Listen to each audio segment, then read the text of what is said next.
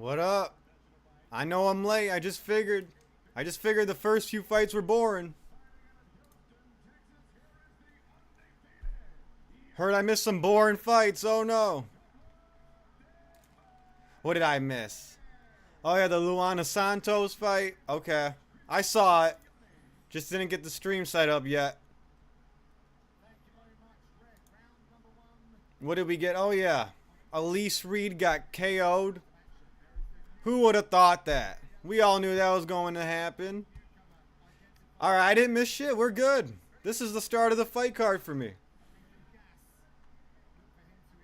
Oh yeah, we're at the Apex too. Man, I love the Apex. I can hear, you know, all the individual people. I can hear the crowd. The 16-person crowd.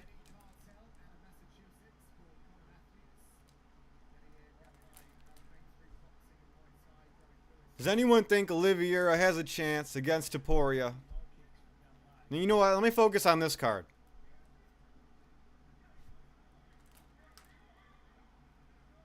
Ooh, Matthews backing up. He's backing up. I don't know the odds for this fight. What do you guys think? Ooh, okay. Good inside leg kick by Duvall. He throws full power. He's going southpaw right now. What else do we got after these prelims? Oh, we got Jared Gordon after this. Featured fights Gabe Green. Alright, and then the main card, you know, it actually has some decent matchups, I must say. It's got some decent ones.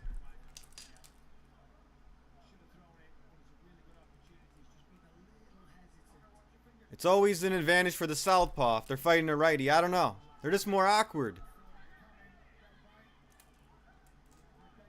The crowd's going crazy. The 10 people in the crowd are going crazy. Takedown. He's laying in his guard.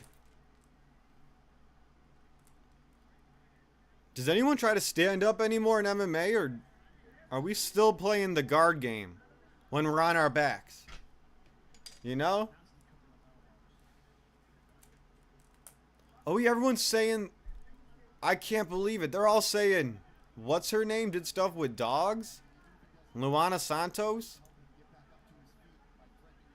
She did the Izzy stuff? Man, that's messed up. That is crazy. Nah. Nah, that ain't it. That's not the way. She probably did to get, you know, famous on the TikTok. Who knows? Oh! Duvall, he's got hooks in. Matthews is in trouble. Ooh, he's getting hit on the side of the head. He's getting hit on the temple with ground and pound. He's flattened out. This is the worst position to be in MMA. Whoa, he's got the rear naked choke. He tapped. Whoa. Duvall just smoked him. He put him in the worst position in all of MMA. When you flatten someone out and they're on their stomach, there is no offensive options from there. All you can do is escape. Wow. That's crazy. Let me see how he got stuck there. He got a high single leg. He just caught a kick. Did like a Muay Thai sweep. Little clubbing shots. He rolled over himself. Matthews rolled over himself. Got flattened out. That's the worst position in MMA. Duvall was on top. Had his back, had him flattened out with hooks. All Duvall can do is try to kick out one leg and free one of those hooks. You know? And then free the other. And then spin around. And then bring your knee to your elbow. And try to turn around. And at least be on bottom out on your back rather than flat on your stomach. Worst position to be in MMA. So, the last 4 fights been finishes? Yeah. Last 4 fights were finishes, but nothing really happened in the lead up till the finish. The last one, Luana Santos. This one was quick, easy work. That was light work. Next, we got the guy who may have beat Paddy Pimblett. We got Jared Gordon next. Actually, has he won since that Pimblett fight? Let's see here. I swear he took that from Pimblett. I don't care. Let's see how Jared Gordon's been doing. I know after that he fought Bobby Green in like a no contest. There it is. There's his record. Let's see. Yep. He had a no contest with Bobby Green. Okay, then he won on UFC 295. He got a finish in round 1. Then he lost the decision. Yeah. He's still in it to win it. He's still pretty good. I say Jared Gordon beat Pimblett. And I know Peter Yan beat O'Malley. And I know Dominic Reyes beat Jones. Here's Duvall. Let's see if he calls someone out.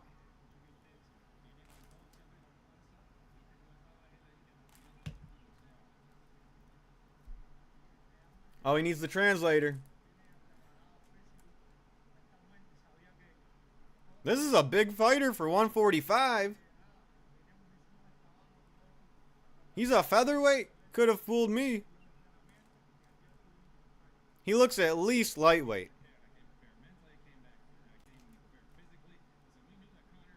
Yeah, this guy is not one. How does this guy make weight?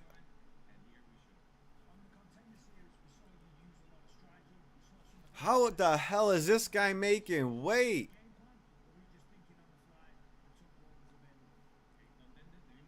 I don't know how this guy's making weight cuts. I guarantee once this guy gets a few wins, he's moving up to lightweight.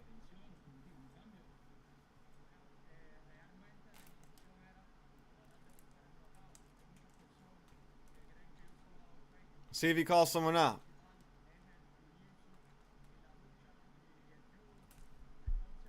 This guy's a brick wall. You better call someone out.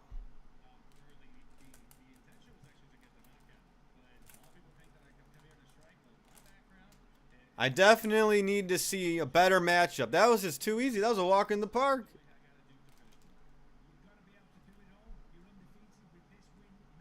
And he's undefeated. He's 9-0. Come on, you got to call someone out if you're 9-0.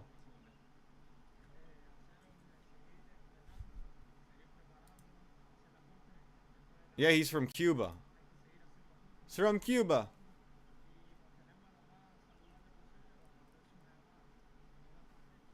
You think this guy's on the juice, on the sauce?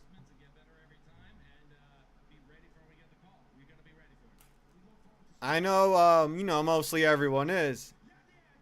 What up, what up? Yeah, 4 finishes in a row. We got 4 finishes in a row so far. Not bad. Oh, he just judo tossed his coach. I don't know. This guy might be on the juice. He might be on the sauce. All right, all right. He should have called someone out. We got Jared Gordon versus Moises up next. Pretty 50-50 fight, I'd say. 50-50. Yeah, it's been pretty good so far, AJ makes. I just tapped in, though. That was the first fight I watched on the stream. Yep. The last guy's the sauce boss. Looked like he was on something. I don't know how that guy makes weight for 145. It's like every year, each weight class is getting bigger. Like at 155, we got Bahamadez. I mean, how tall is he? Like 6'3"? a 6'3" fighter at 155 pounds now. That's what we're dealing with. Fighters are just getting bigger for their weight class. They know how to cut more weight now.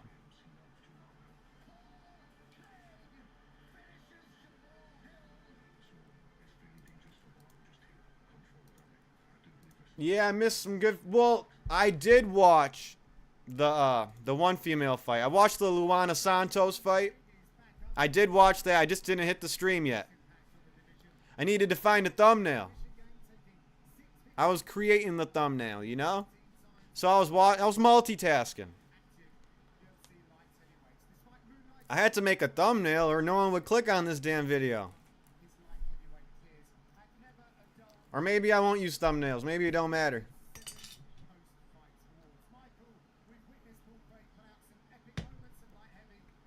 Oh yeah, Paul Craig's fighting tonight. I got Rodolfo Bellato beating Paul Craig. Paul Craig, what has he got besides that body kick right now? He's got his infamous body kick. Rodolfo Bellato, I think he trains with Piero a lot. Piero was in his corner before his last fight. Once he gets going, he's got pretty good kickboxing. He had a crazy last fight against Jimmy Smith. We had him versus Jimmy Smith. Rodolfo Bellato is going to mess up Paul Craig.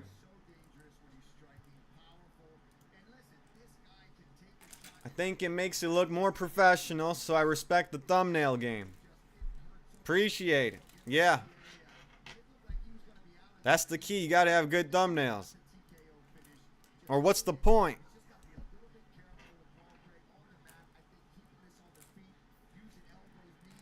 Yeah, Rodolfo Bellato's going to win.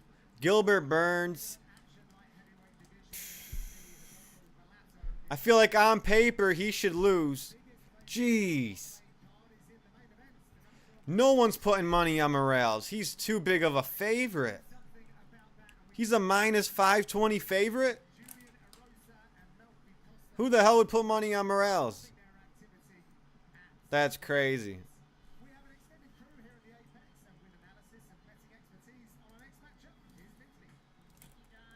All right, Jared Gordon, let's see what's up. Paddy Pimblett, the guy that I think you beat. He did good the last card. He smoked Chandler. What are you going to do?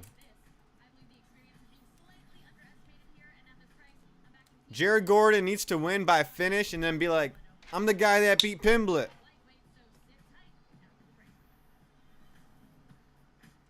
He needs to scream that on the mic. I beat Paddy Pimblett. Remember me? This is actually a good main card. We got 2 more prelims left.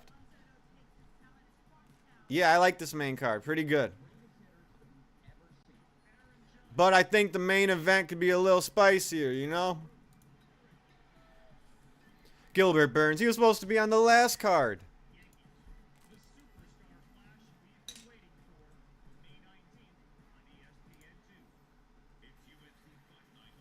I haven't seen a fighter yet that has like the pace of...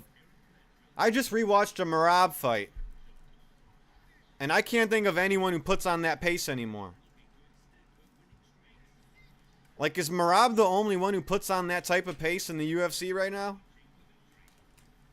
He's got unlimited energy. Like an unlimited gas tank. The only one I could think that was like that was Prime Tony. I don't know anyone who puts the pace that Merab puts.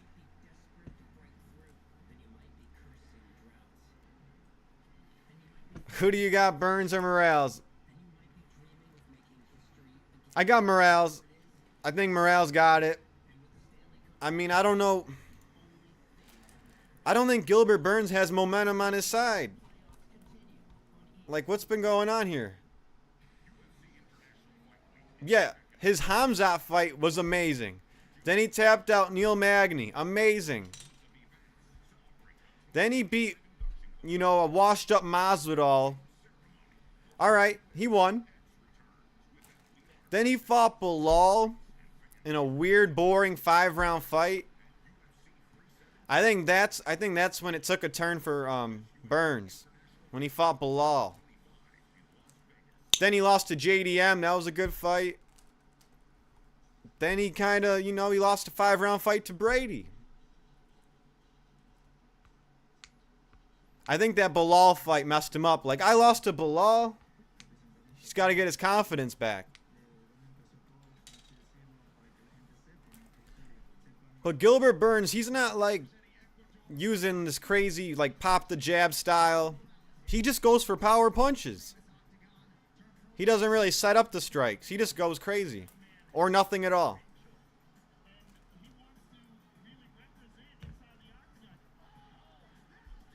I don't think Burns throws... Does Gilbert Burns throw the jab? Does he ever just go like jab, jab, cross?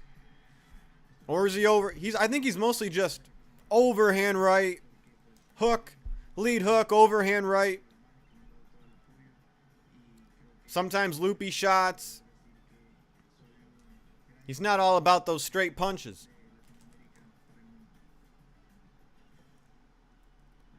All right. What's going on with the Ultimate Fighter? So Jones is in Thailand coaching the Ultimate Fighter with Nate. And then DC's going to do the Ultimate Fighter with Chael. Like, I thought the tough coaches fought each other. Am I tripping? The tough coaches don't have to be fighters or have to fight each other anymore. All right, Jared Gordon. Let's see if Jared Gordon's still good. I think he's the dog in this fight. Oh, it's that lightweight. Well, yeah, obviously.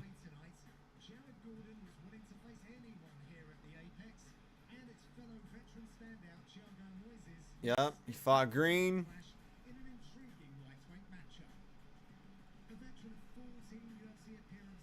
I'm thinking about that Ilya Topuria versus Charles fight. I think if Gene Silva's going to start training with Charles Oliveira to mimic Topuria, things can get interesting. Things can get real interesting if Gene Silva, if they call up Gene Silva for Charles's camp, he can mimic Topuria pretty damn good, I think. Then the fight can get interesting. If that doesn't happen, I got Topuria knocking out Charles all day.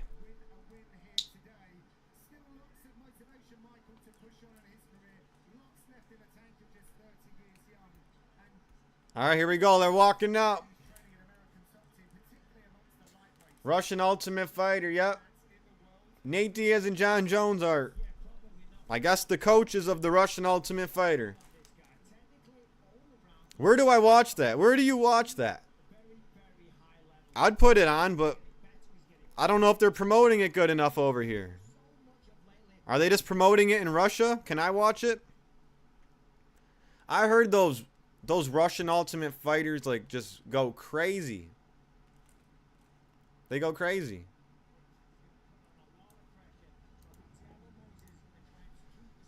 Like that one guy, he just chokes people out while they're sitting on the couch. He'll sneak up behind you and choke you out. He was doing that to everyone in the house. And I want to know, did someone whoop his ass yet? For cheap shotting everyone with the rear naked choke? You could be... I heard Nate slapped one. Nate recently slapped one of them?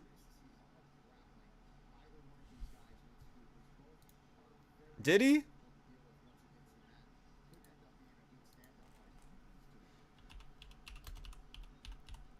You talking about a long time ago or on the Russian Tough?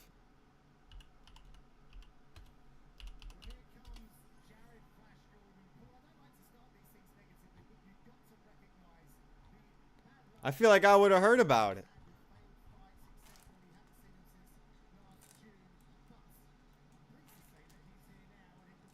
If you're talking about a long time ago, yeah, I know about that. But did he slap someone on the Russian Tough? I want to see Nate get in a street fight in the Russian Tough. I want Nate to fight that guy who chokes everybody out and just sneaks up on him. He should fight that guy. Ooh, what if he tried that on Nate? It was that guy that John Jones was riding the motorcycle with. He runs around the Ultimate Fighter house, chokes people out. Nate should beat his ass. What up? Wait, Nate really slapped someone at the Ultimate Fighter? That's hilarious. I don't know why I didn't see that. I gotta find that. What? No way. Where can I find that? YouTube? One of them tried to sneak up behind him and choke him. Is that on YouTube? I gotta look that up later.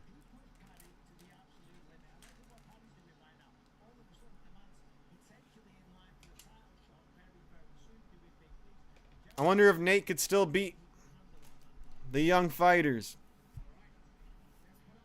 that haven't been to the UFC yet.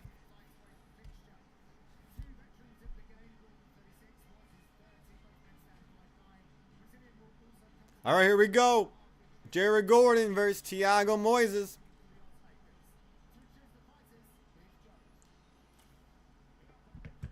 I agree. This is a pick'em fight right here. Oh, it's on IG? All right, well, send it to Money Making Mitch. MMA_ Money Making Mitchell.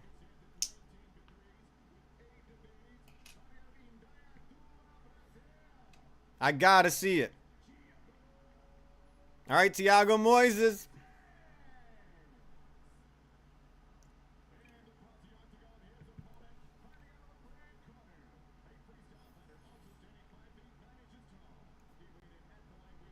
I kind of want Jared Gordon to win. I want to see Jared Gordon do his thing.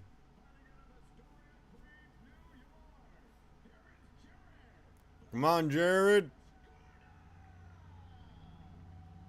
Hunt Paddy Pimblett down. Who the hell is that ref? All right, here we go.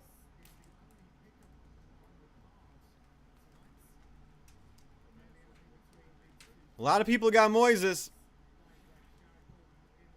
All right, let's get it. It's starting. They're both standing righty. Jared Gordon circling around.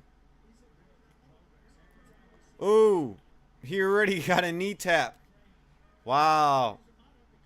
He already took down Moises. Or Moises.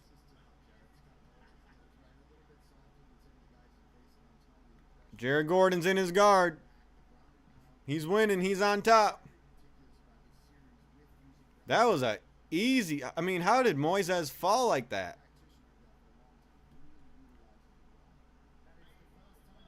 I don't know if he's going to get up. I don't see a lot of fighters getting up that easily anymore, you know?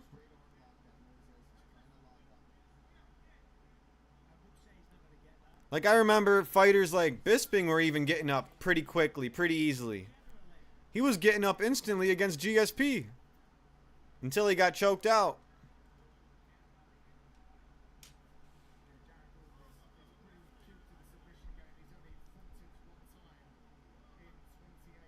Jared Gordon is just on top in the guard, not doing much. He's still winning though.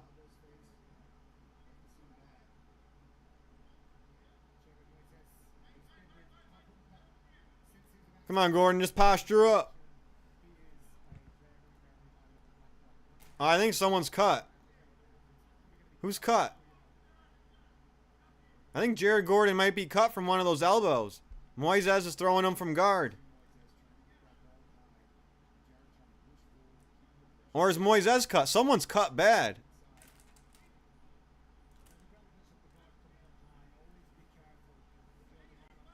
I don't know who it is. Moises is trying to go for an armbar. Yeah, right. Yeah, right.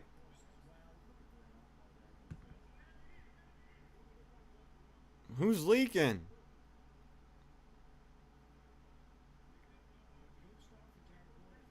Come on, Jared Gordon, pick it up. Pick it up. All right, Moises finally gave his back up. He's trying to stand up. Let's see. I think Jared Gordon's cut. I can't tell.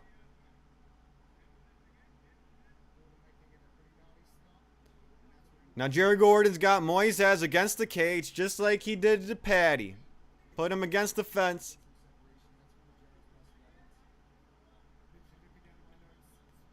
Nice leg kick by Gordon.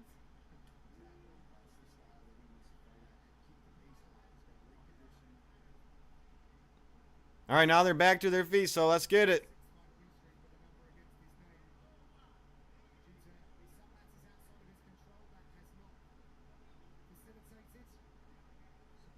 Moises is trying to get something going.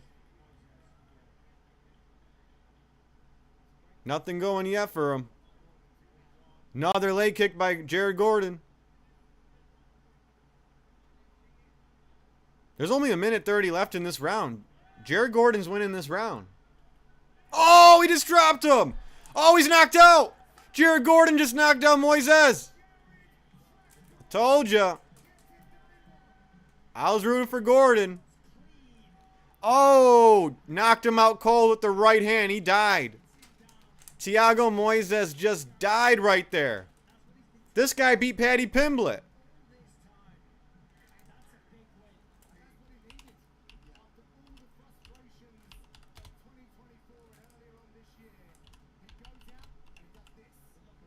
He needs to call out Paddy Pimblett next.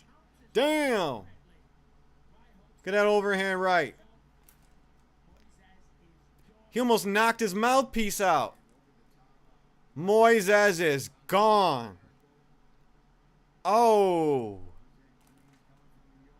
That was perfect timing. That was right on the chin. Boom. That's power. He's got power. He just smoked him in one round. I mean, that right hand came from like... Yeah, commentator just said he threw that right hand from the East Coast. That's one way to put it. Damn.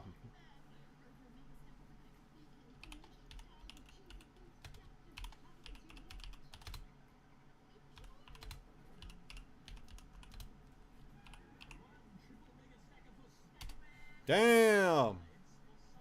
Jared Gordon. Now you better call someone out. We got to take advantage of these knockouts here and call some people out.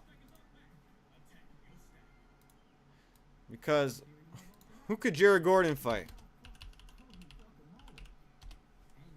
Oh yeah, maybe I got to make that video later. Who should fight who? But let's look at the lightweight.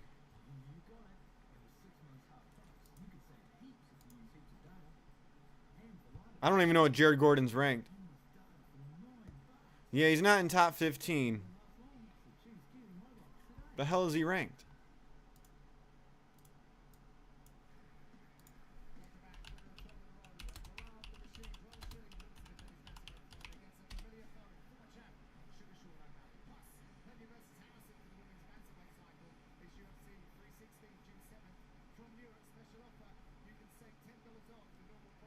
Yeah, he's definitely not in top 15. I don't know what he's ranked, but if he makes a call out, I'll know if it makes sense or not. Call out Paddy. Screw it. He won't get the fight, but it'll get headlines.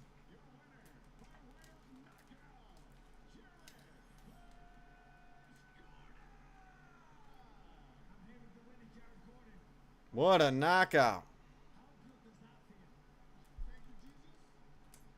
Yeah.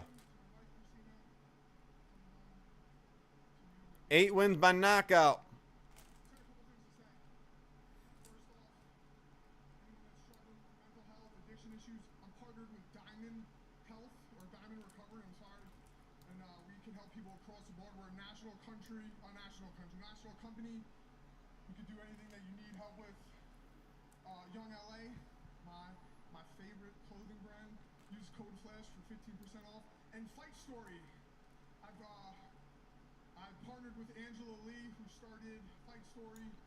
Call out Patty already. What the hell is he talking about? What's he yapping about? He's like, use promo code Jared for 15% off.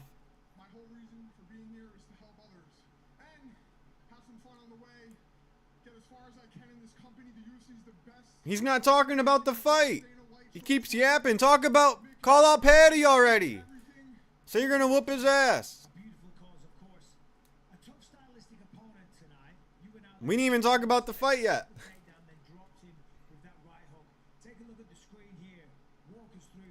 There it is. Oh, the ground and pound was brutal too.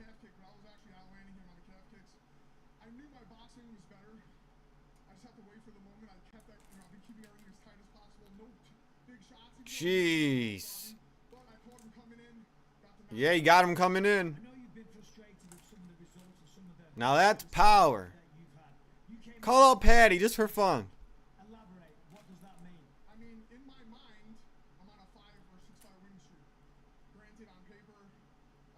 Ooh, in his mind he's on a 6-fight win streak. Yeah. Right.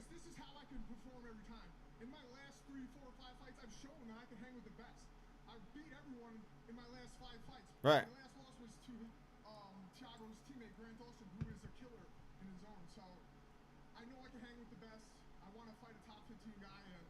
He wants a top 15 guy. All right, now we pull up the rankings. Let's see. He wants someone in the top 15, huh? Why not Benoit Saint Denis? Why not BSD versus Jared Gordon? Right?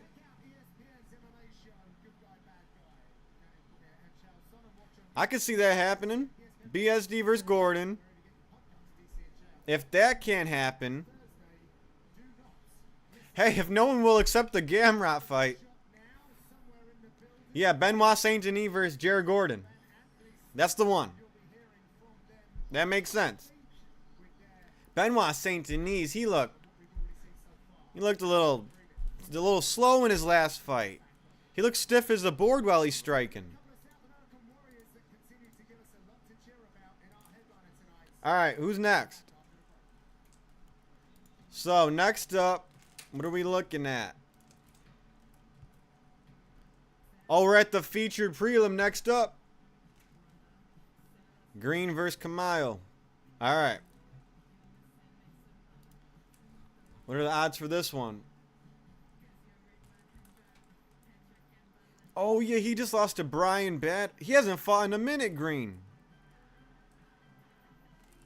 Wow, his last 2 fights were against Brian Battle and Ian Gary. He doesn't fight frequent. That's not frequent enough. Sheesh. He lost his last 2 fights against big names. Damn. Let's see here.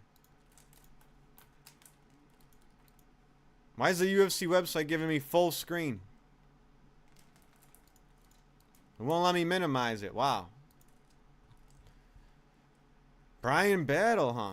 Damn, this guy hasn't fought in 2 years, though. That's crazy.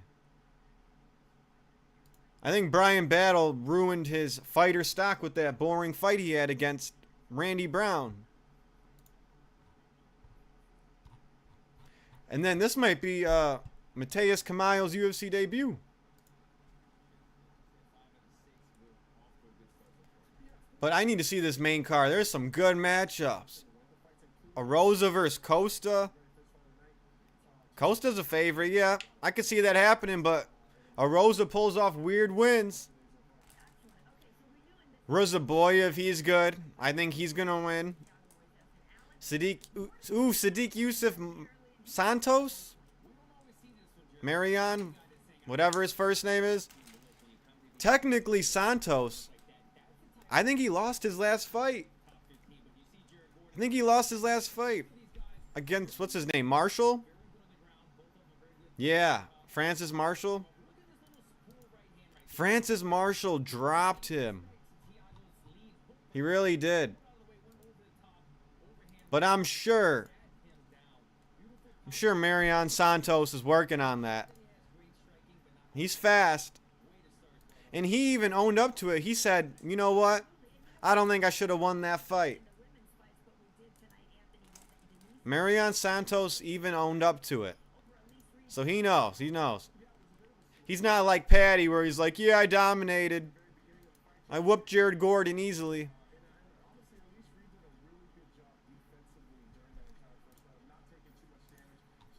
Yeah, we got some good fights here.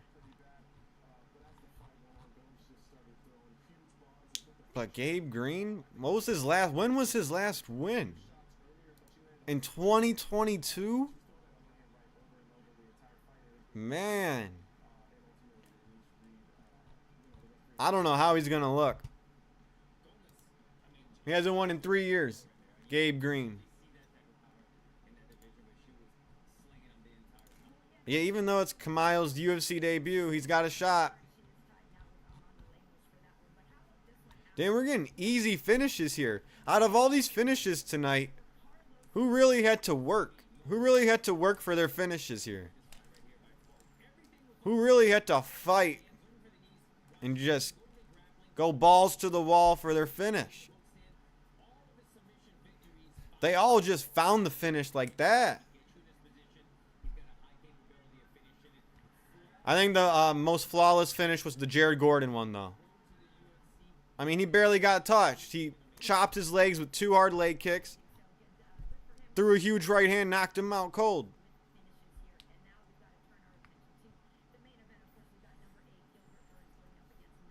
Money making Mitch. What up, Chris Almighty? Oh, this is the longest break when we're waiting for the featured prelim. That's the thing. When we get all these quick finishes, when we get all these quick knockouts, they're making up for it with long-ass Anthony Smith analyst. We got to watch Anthony Smith at the analyst desk for an extra 10 minutes now. We're getting early finishes here. Come on, Anthony Smith. Just jump in on this card. Oh, what up? What up, Chris? Hell yeah. We got Chris in here. I know you're doing your own streaming yourself, I seen. I think you're doing some I think you're on Twitch. I'm pretty sure, yeah. You still doing that?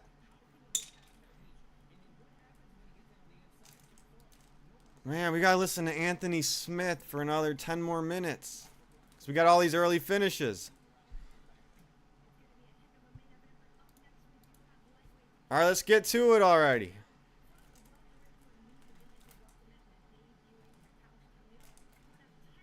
Oh, sweet. Hell yeah. You're probably more experienced than me, man. Just started. Oh, they're going live right now, too. Everyone's going live tonight. That's what's up. That's what's up. What game you guys running? I like it. I like it. Damn, haven't kicked it with Chris in a minute.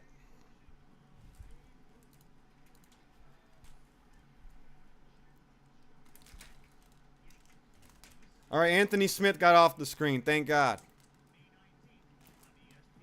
He should just stop analyzing and just fight tonight. What else we got going on here? I'm watching this Apex card. I don't know if I'm watching next week's Apex card, though. I don't know what's going on next weekend. What is that? I don't even know if that should allowed to be a fight night. Like, who's headlining that card? I can't even remember. We're playing Warzone. Alright, that's what's up. You gonna kick his ass or what? Is he on your level? Because I know you're pretty damn good. You've always been good at, especially on the PC. You've always been good at running up PC games. That's for sure.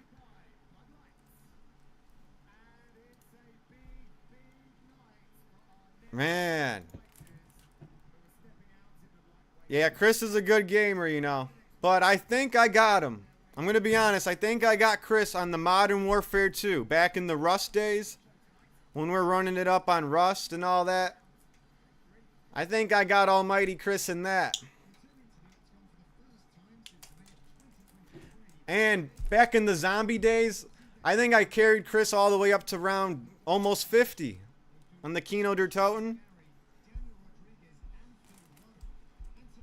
Oh yeah. Oh yeah, man, I missed the Kino days. Man. That ruined my sleep schedule every weekend.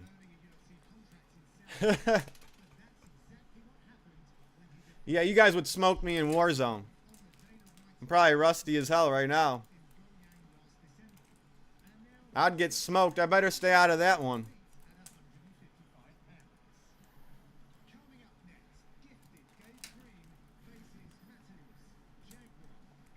Alright, we're still waiting on this damn featured fight. Oh my god, another analyst. Let's just keep it rolling. Who cares if we got early finishes? We don't need a yap for 30 minutes between each fight. I want to get... Alright, they're walking out. Finally.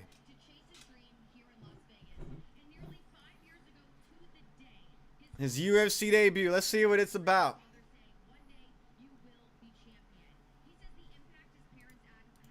He's got to be confident knowing... What's his name? Green hasn't won since 2022.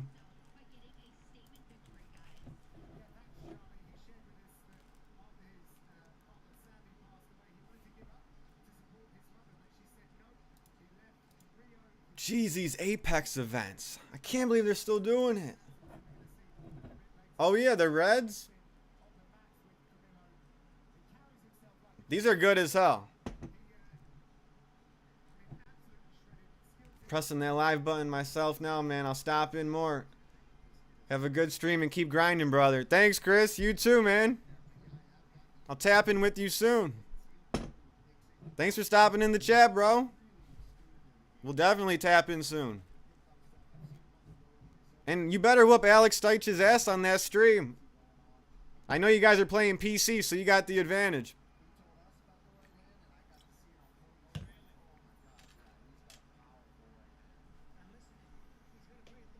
Hell yeah, good to catch up with Chris. I was like, who is that?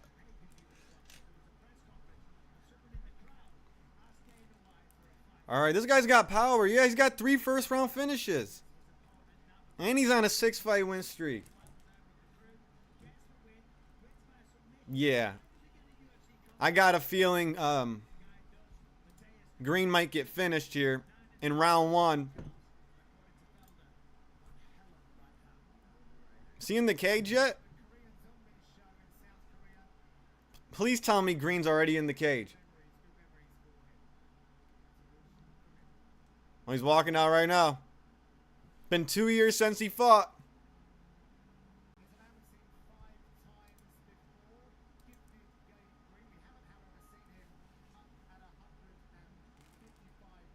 Oh, he's taking his sweet old time for his walkout. He's just taking baby steps. They need to make this Apex like larger. Like, this looks like a warehouse. This looks like a tiny warehouse that they're fighting in. UFC's a $1 billion company, and they're still fighting in this tiny warehouse. At least, if you're going to do the Apex, I think you should get rid of it. But at least, if you're going to have to stay here, if you're going to force us to watch the Apex, at least expand it a little bit. Fit some fans in here. You know, we don't want to watch 4 billionaires sitting front row in the crowd saying nothing. They're like sleeping in the front row. We need some, you know, real people in the crowd.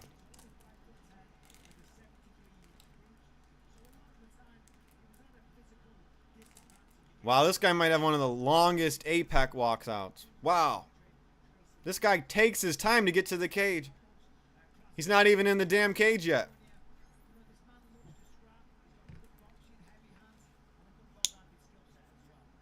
Someone's get... Ooh, this guy has a lot of first round finishes too, but from years ago. Someone's getting knocked out on this one, I hope. But I know for sure, if there's a crowd, you're more likely to see the knockouts. It's just an energy thing.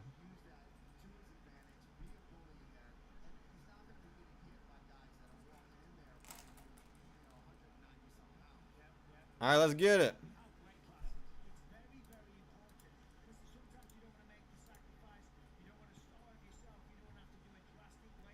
Damn, the only fight that went to decision was the first one. Yeah. All right. I'm not mad at that. The first fight was a decision. Everything else was knockout or submission. Let's go. Let's keep that streak going. I want to see a whole night of no decisions.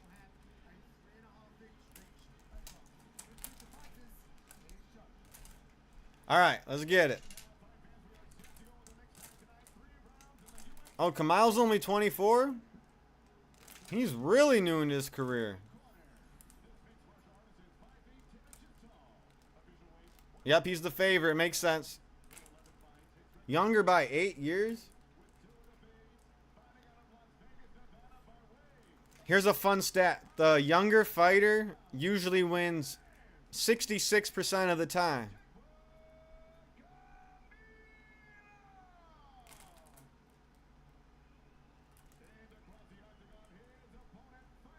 Unless it's Volk. Volk's not losing to a younger fighter, you know? Only on a rare occasion.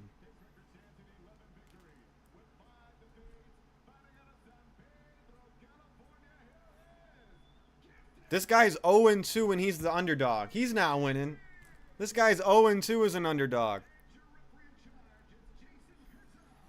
Alright, let's get to fighting. The last prelim of the night before the main card. Come on.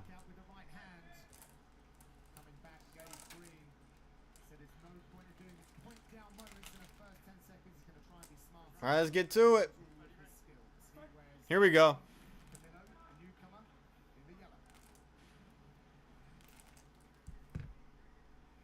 Alright. Gabe Green switching stances. Camilo's righty. Oh, Gabe Green's fighting southpaw lefty right now. He's bouncy.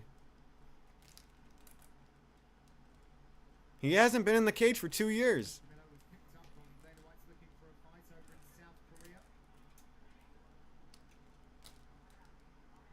Whose chin's gonna hold up better?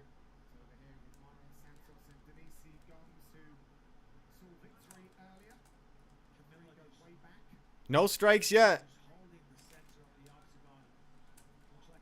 They're just getting a read. They're waiting on the perfect time. No one wants to throw first yet, because they might get countered. No one wants to get countered first. Ooh. Inside leg kick. Camilo.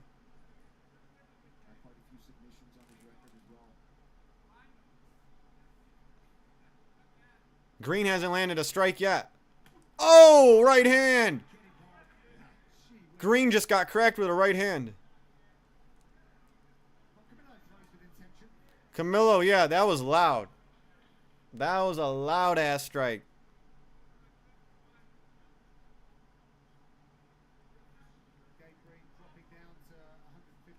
Green ate that punch.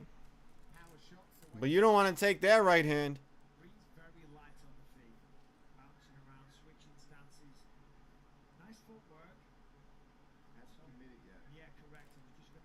Still, Green has not landed a shot. We're 2 minutes into round one. Green still hasn't landed. How about that? Oh!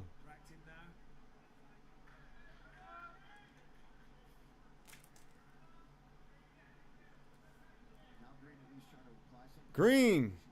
He is pushing him back against the cage. I gotta say that. He is pushing him back.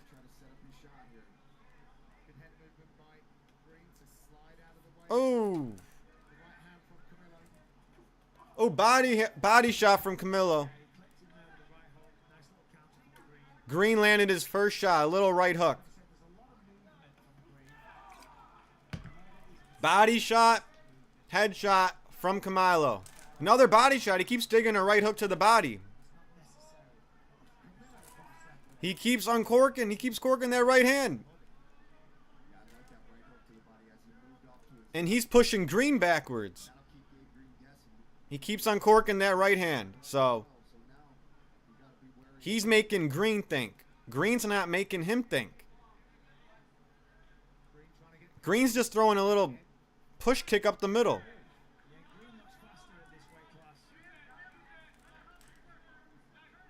Camilo's got him against the cage. Green looks a little stronger, though. I don't know.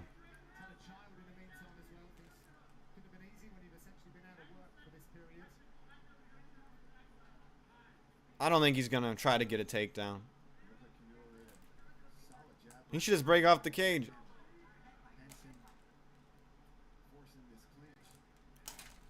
Why get in the clinch? What damage are you going to do to him against the cage?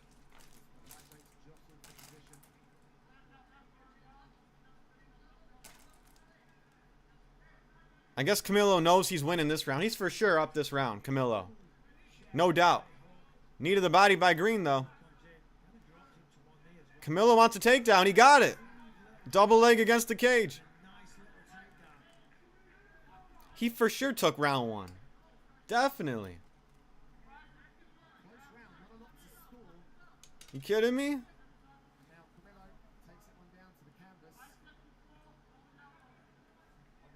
Yeah, this might be a fight where we don't get that knockout. Sometimes it takes two to tango, and Green, he's not being aggressive. I know he just got taken down and he's on his back, but still.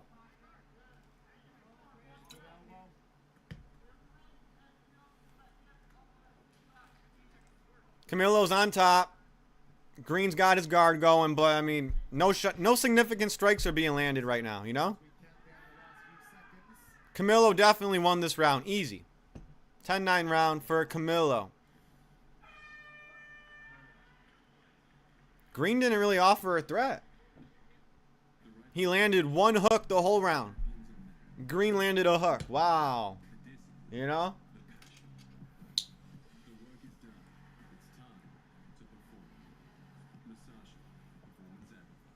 Yep. Easy 10-9 round. Easy.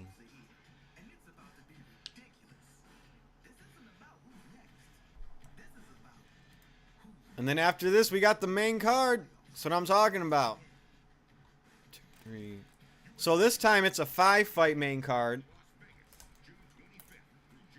I swear the last few cards have all been 6-fight main cards. Besides the pay-per-view. All the fight nights recently have been 6-fight main cards.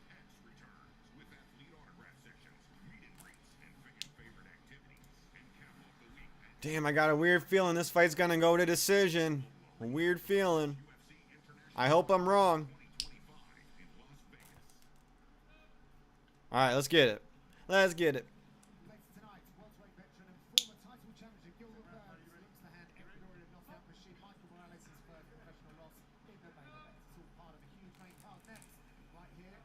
Green might get cut if he loses.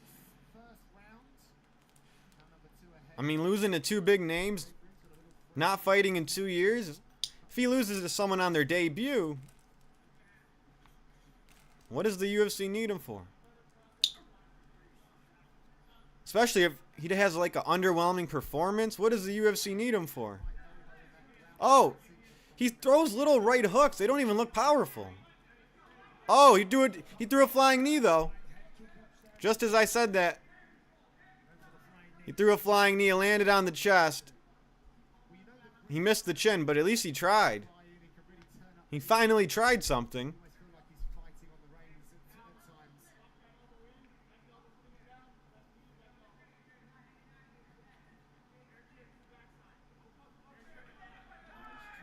Camilo got an easy trip. He had a body lock and tripped the back of the leg. Oh, he's got an arm triangle. He didn't put his head on the tricep, you know? You got to put the side of your head on their tricep. Push their arm across their neck. To get the arm triangle. Camilo's just he's controlling from top position, you know? He's on top half guard. Green's not getting up. There's no way he's going to stand up.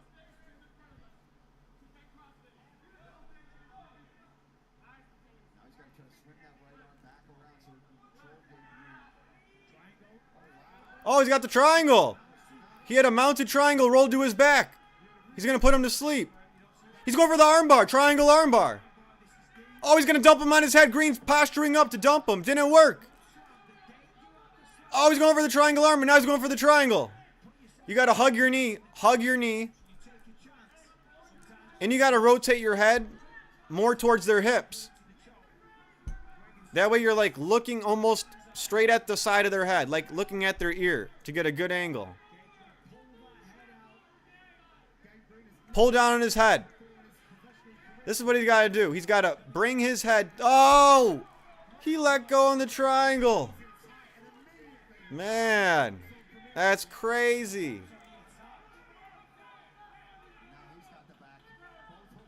He failed the triangle. That was so close too. Now Green has Camilo's back. And he's got a body hook.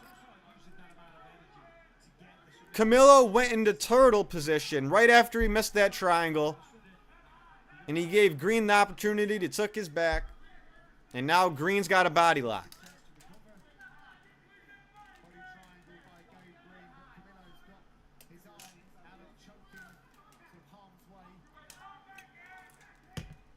I guarantee if Camilo did a few more jiu-jitsu training sessions, he could have adjusted that triangle.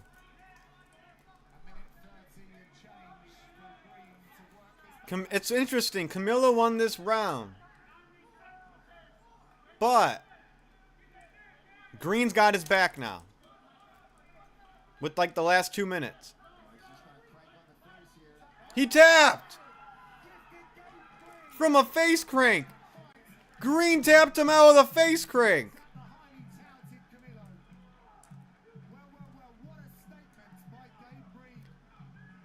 What?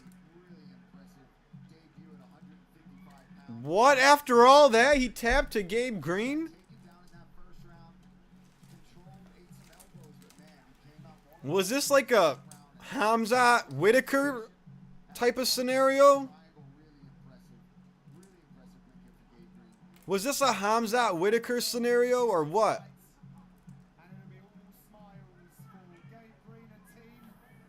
I mean, that happened in a flash. Green was getting dominated on the floor.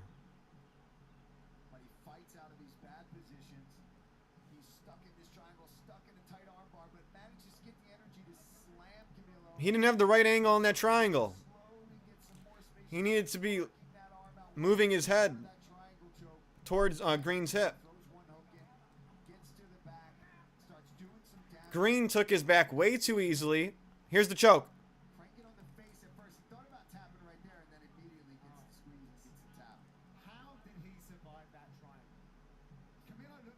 What? What?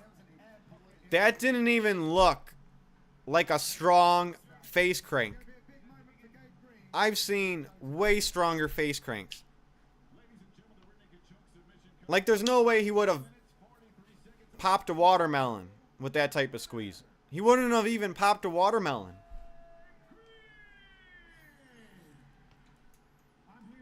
It's so weird. Gabe Green won and got a finish, but he didn't look impressive at all.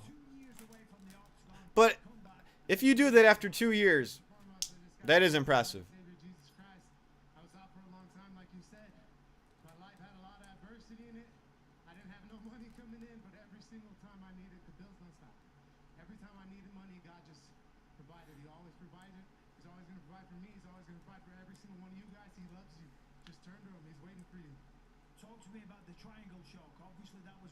Wow, every fighter's shouting out Jesus tonight. Right in front of Bisping.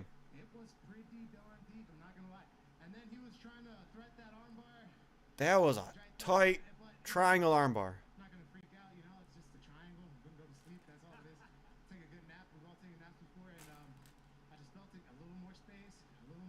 Wow. That is tough to break out of that arm triangle.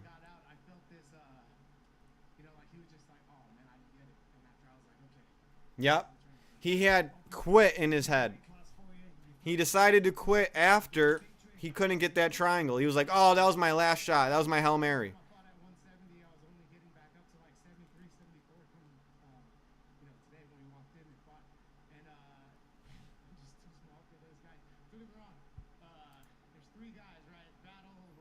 Wait, that was at lightweight? This guy looks bigger than a lightweight.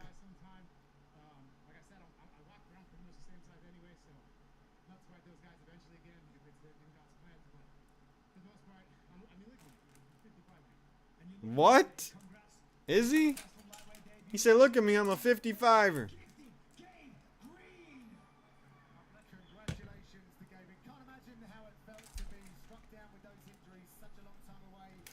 I don't want to take away from his submission. Trust me. I don't want to take away from it. What up from Arizona? What up? How's Arizona? You drinking a Corona?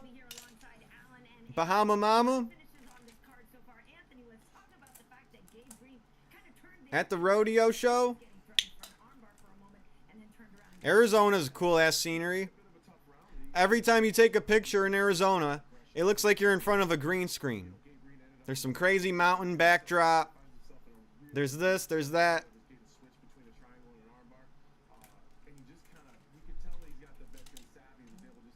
We got people from the Grand Canyon in the chat.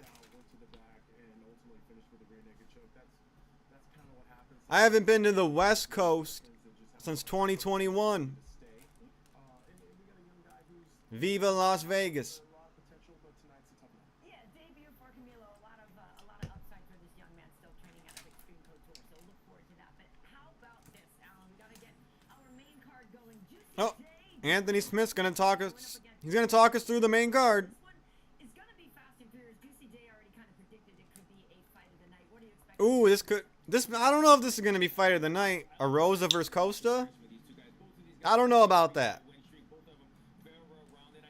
Costa's last fight was not a barn burner. And Rosa, he can have a barn burner. But his last fight looked like it was in slow motion. I think his last fight looked like slow motion. I don't know if he was fighting like that just because he was fighting Darren Elkins.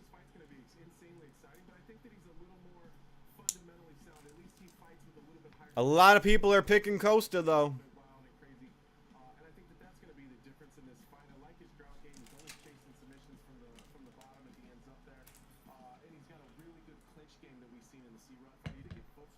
I want to hear Anthony Smith break down his last two fights.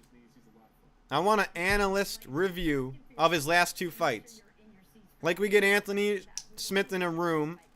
He watches a big screen of his last two fights, and he just walks us through analytically and uses his MMA expertise just to give us a walkthrough of his fights, you know?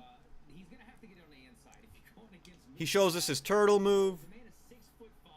He shows us the, drop your hands, get hit in the face move. I just want to know what Anthony Smith thinks during a fight. You know, that would get millions of views. If Anthony Smith did a breakdown of his last fight.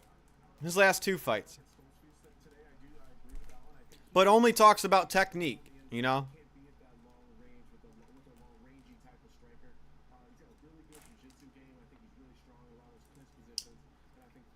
Jeez, UFC loves Anthony Smith and Molly McCann more than Stipe and Aldo. So the UFC doesn't really care if you're champ or not, you know, to be in their good graces. Because Anthony Smith and Molly McCann got a huge retirement ceremony. Jose Aldo didn't. I don't think Anderson Silva did. And Stipe didn't. But that's crazy. Oh my gosh. Imagine when John Jones retires. That'll take up the whole pay-per-view, just his retirement ceremony.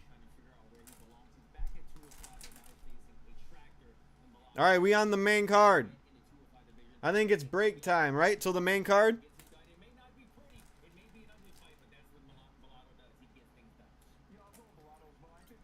Oh yeah, I forgot. The biggest break is between the prelim and the main card.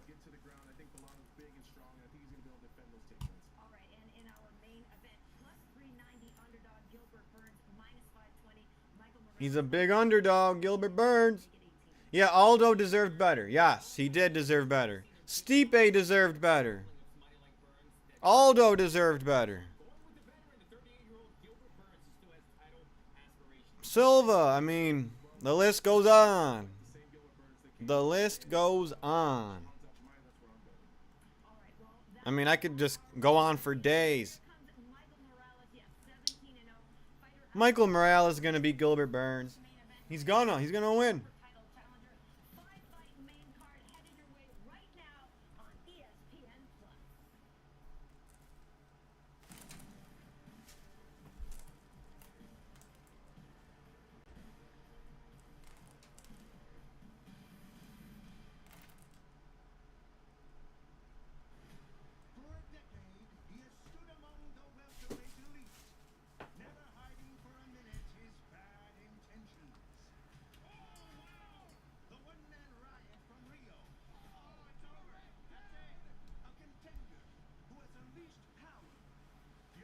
BRB.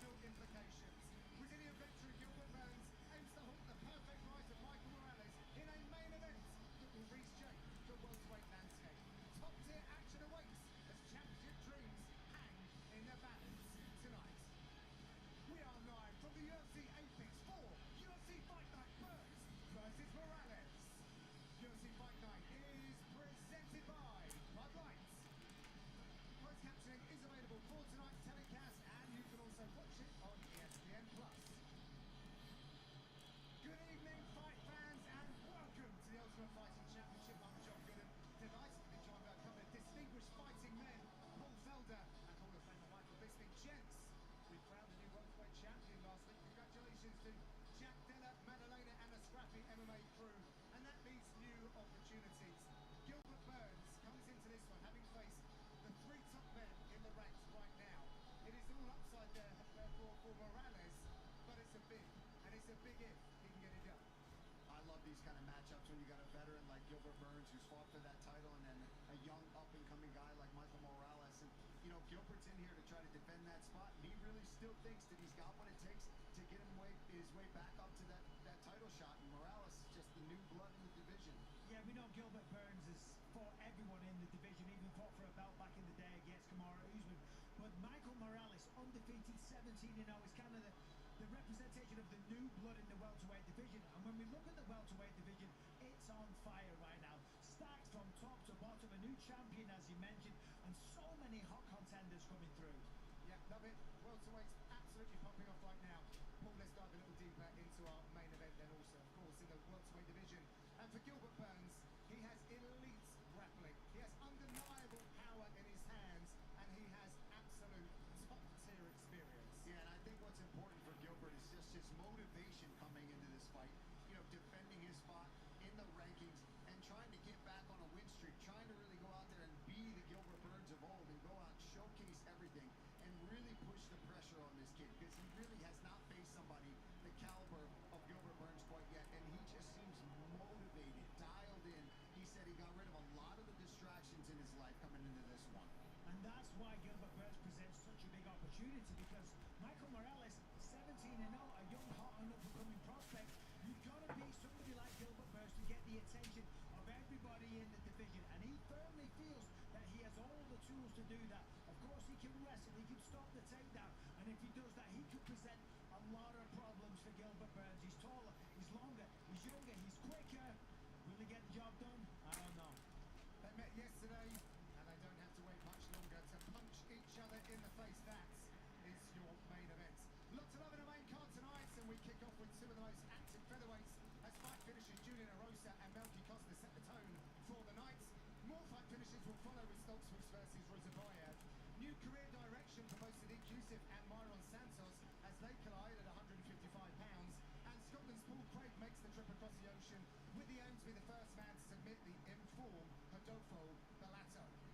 Now I'm surrounded by top analysts here at the UFC Apex, and with the betting props and the expertise, let's hand it over to Minty Lex. Thank you, John. The total set at 2.5 rounds, and the under is juiced at -190.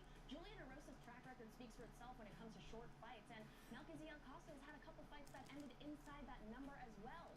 Given the volatility both fighters bring to the cage, I'm liking an early finish here. So I'm betting that this fight will not start round 3 at -145.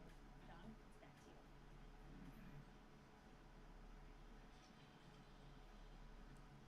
So let's get us into our main card opener. Michael, Julian Erosa has really found his groove. He is not looking for overtime. Yeah, I'm telling you, Julian Erosa, this man, he's just on fire right now. He's had a couple of stints in the UFC. This one is the best so far. 3 fights, 3 wins in a row, and all in the very first round. He's getting better and better. He's brimming with confidence. Here he is against Darren Elkins. I mean, Darren the Damage is known for taking a lot of it, but he couldn't take what Julian Erosa was dishing out that night. Getting better, always improving. Can't wait to see him tonight. I like what you did there. Thank you very much, gents. The Octagon Battlefield primed and ready. 5 bouts ahead live from UFC Apex. Let's go. Always up for a challenge against anyone in the featherweight division. Julian Erosa has been on a hot streak as of late, so he didn't hesitate to accept a matchup at home with Brazil's Melchizedek Costa. Always one of the most talented featherweights in the division, Julian Erosa credits his recent surge to the birth of his son in March of last year. And the proof is in the 3 consecutive first-round finishes of Ricardo Ramos, Christian Rodriguez and Darren Elkins. Tonight, Erosa is on the verge of breaking into the top 15 as he attempts to make it 4 straight wins against Melchizedek Costa. Surely the best form of his UFC run, Brazil's charismatic Costa arrives in the octagon on a 3-fight hot streak. And he plans on adding a Rosa's name to the list that includes Rodriguez, Shailan Moodambeka, and Andre Fili. Coming up next, Julian Juicy J. Erosa battles Milky Zayel, Melky Costa.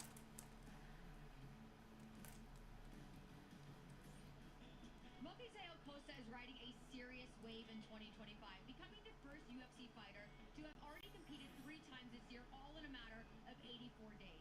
He says the decision to be active is easy. In fact, just 8 minutes after getting a submission win in Seattle back in February, while he was still in post-fight medicals, he had already committed to fighting again the very next month in Mexico City. Now, smart, because now he's riding a 3-fight win streak, ready to make that 4 tonight. I spoke to him yesterday, and Costa said he is planning to take a month off. He wants to go down to Brazil, travel with his family, and hit up some beaches. But all I have to say, guys, someone probably should take his phone and put it on silent, because if he gets another dominant victory, he might just have an itch to say yes once again.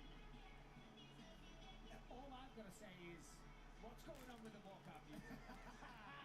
You know a guy is a tough person when they're brave enough to walk out to this. Yeah, this will be his 3rd fight in 2025, of course. Submitted Andre Fili back in Seattle in February. Beautiful first round guillotine, and the reason Andre Fili shot is because he was causing some problems on the field, wasn't allowing Andre Fili to close the distance. He didn't feel comfortable, shot him for a takedown, and of course sunk in the guillotine, returned against Christian Rodriguez.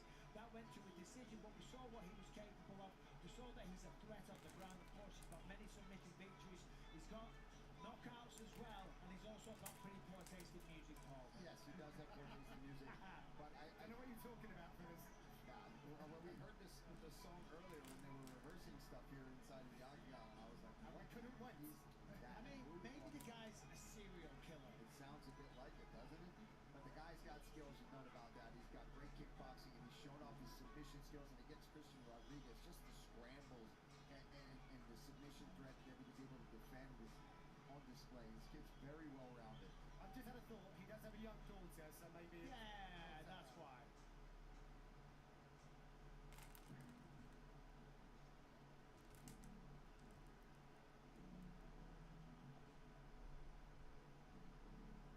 I absolutely love this. Julian Juicy J. Erosa. Incredible story of repeatedly coming back.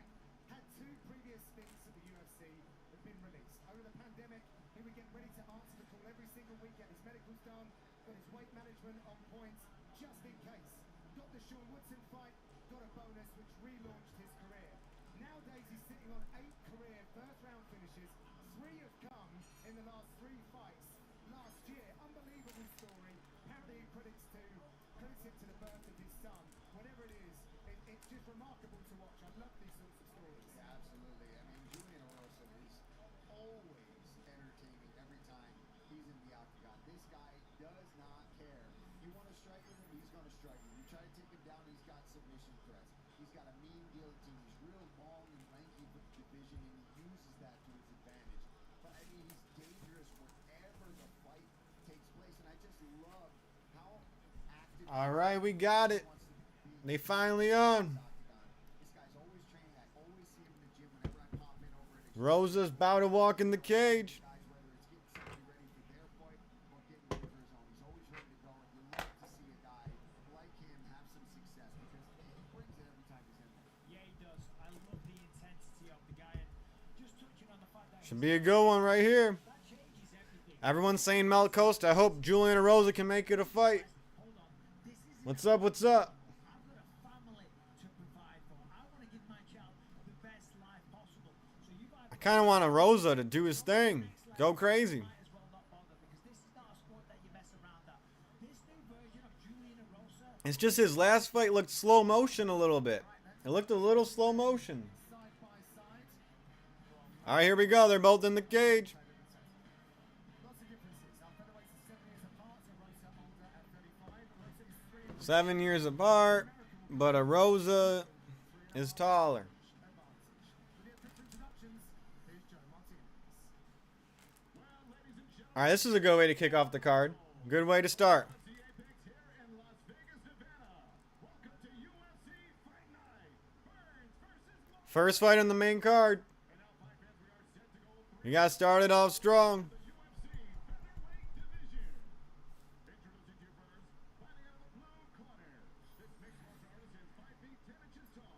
All right, all right.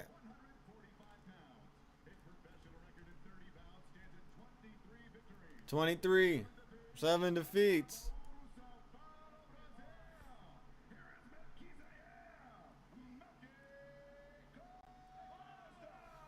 Melt Costa.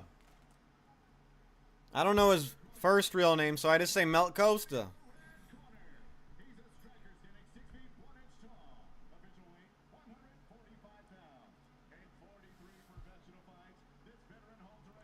All right. Come on, Rosa. Do your thing. Get a TKO. Get a sub. Jump a ghillie.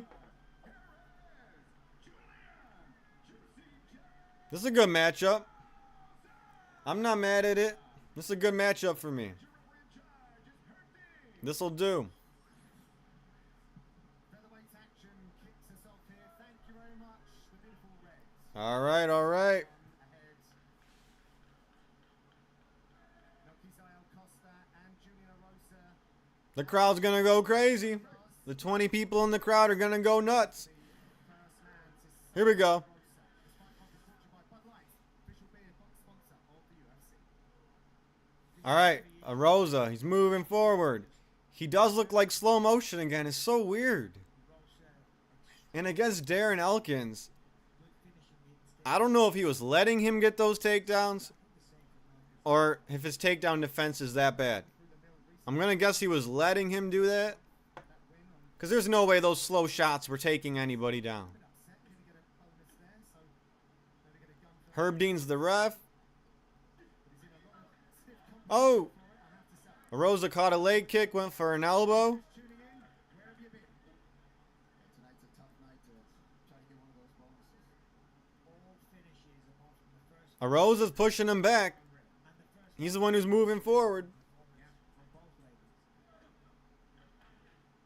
Costa with the body kick, Rosa with a right hand. Thoughts of the defense by Costa. Costa's got really good kicks. He's very busy. Yeah, Costa likes the kicks. Rosa's moving forward, though. Can't deny that.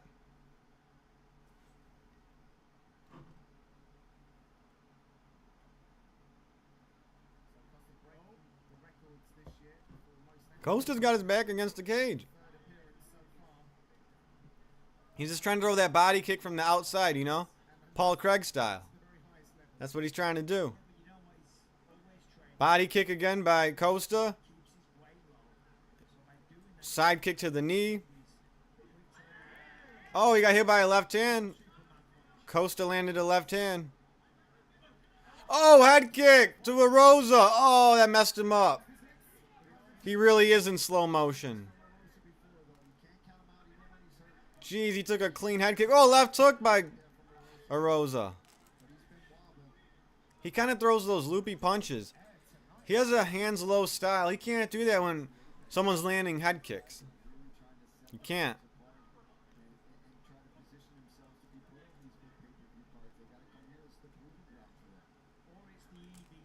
Well, he's recovered, though. I got to give him that. We got Drummond-based legend Jason States in the highlight here. Oh, Big MMA body punch from Costa. Mel Costa's got the speed, but a lot of people got the speed over Rosa. A lot of people. might get on the deck. Oh!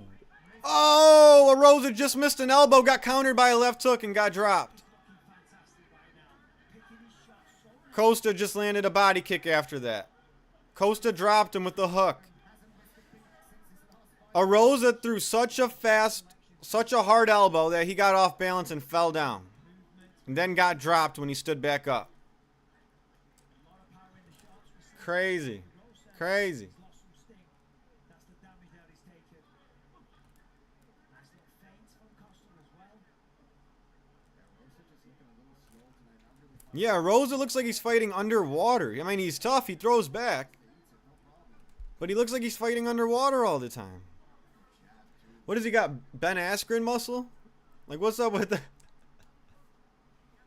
He's got the Ben Askren muscles.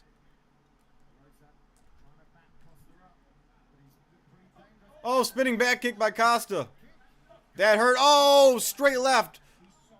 Wow, he just busted his teeth probably with that straight left. Whoa. Whoa.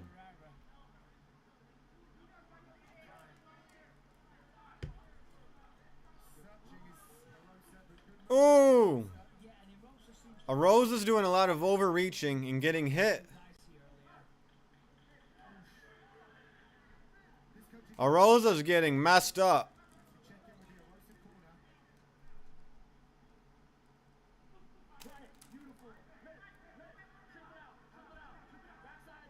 Oh, Arosa got him down with the body lock. Wow. He spun him around and got him off balance with the body lock. Landed in side control. Nice. Nice. So now he needs to hold him down, let him know he's not going anywhere for a second. Oh, no, there's 10 seconds. Just posture up and throw strikes. Ooh. Landed a nice punch. That was a good way to end the round, but Melt Costa won that round. But ending the round like that looked pretty good for Arosa. You know? At least he ended the round on top, throwing punches. And he got a takedown.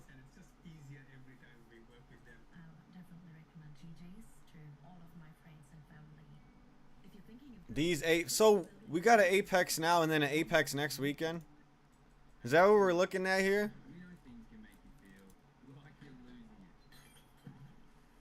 Like what? I wonder who's all watching the Apex card next weekend. I gotta double check. I gotta see this card next weekend. Blanchfield versus Barber? Hell no. That's crazy. The biggest name fighter on this card is Gamrot. I never thought I'd say that. Next weekend, the biggest named fighter on the card is Gamrot. That's insane. All right, round two. It's a good fight.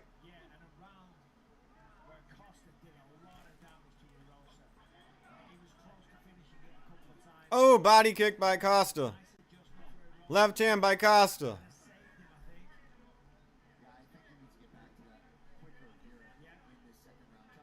He's throwing single shots, but he's landing. Oh, 1-2 by Costa.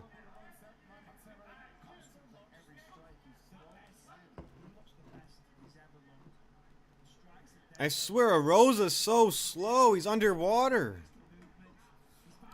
He's got slow twitch muscle. Oh, he got a takedown. Double leg against the cage again. Landed in side control again, but Costa's... Oh. He went to his base. Back up. Costa's looking for a guillotine. This is interesting. These guys are both good at guillotines, but Costa's got a arm-in guillotine right now that he hit against Andre Philly. But Arosa's way better at jiu-jitsu than Andre Philly.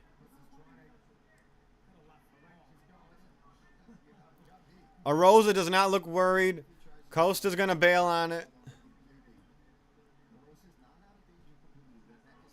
Interesting. He's back up. Costa can get taken down. Remember how many times he got foot swept by Rodriguez last fight? Julian Arosa's winning round two. He's winning round two. Wow. He might turn the table.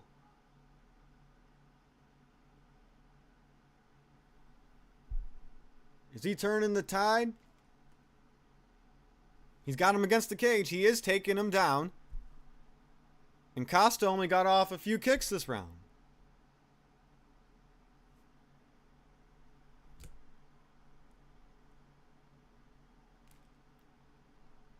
Now, is Arosa executing his game plan, or is he just tired and trying to hold him against the cage?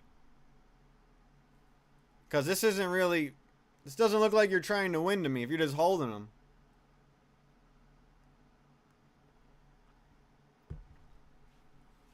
Oh, failed the takedown. Costa landed a left hand. Right hand by Costa. All right, now they're back to striking, and Costa's, in his groove. Did Arosa land a right hand? He might have snuck a right hand in there. Left hand by Costa. These guys are all throwing single strikes. No. Ooh, left hook by Arosa, though. No 4 to 5 punch combos. Just 1s and 1-2s. But Costa is showing off crisp striking. Arosa's just missing. He's missing loopy punches, looking like he's underwater. Costa's throwing straight shots down the middles and kicks down the middle. Left hand down the middle from Costa. Ooh, a knee up the middle. But Arosa keeps moving forward. Whoa. Whoa, left hand by Costa. Costa's trying to make it ugly. I like it. I like it. What's Herb Dean getting in the way for?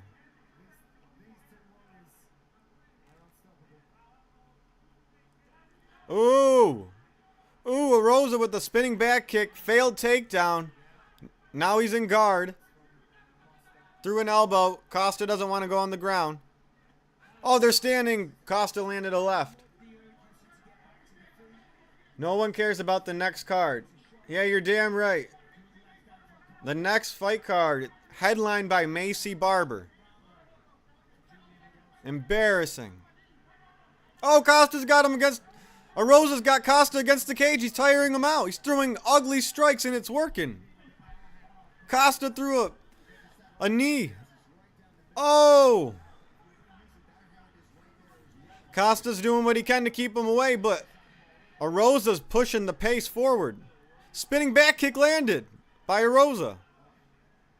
Wow, he's got him against the cage. He's throwing ugly strikes and landing them. He's got Costa all wobbly. What? Who won round 2? Round 2 was actually close. Who the hell won that? Is it 1-1? Arosa is tough. Wow, round 2. I would have to rewatch that. That's how close it was. Whoa, that was a close one. Gosh, I hate these ads. These lame UFC commercials. What are these? The YouTubers can make better promo.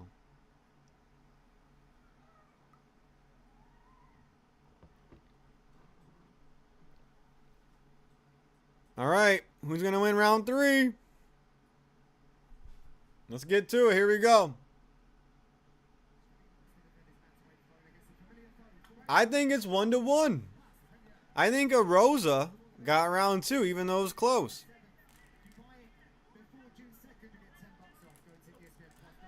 Arosa's moving like a heavyweight. That's crazy. That's crazy. Roundhouse kick by Costa.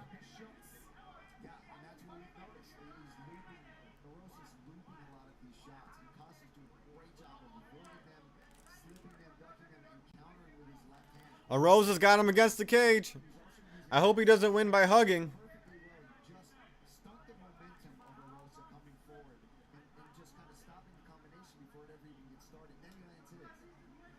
I'm sure some people think Costa won round 2, but I don't know about that.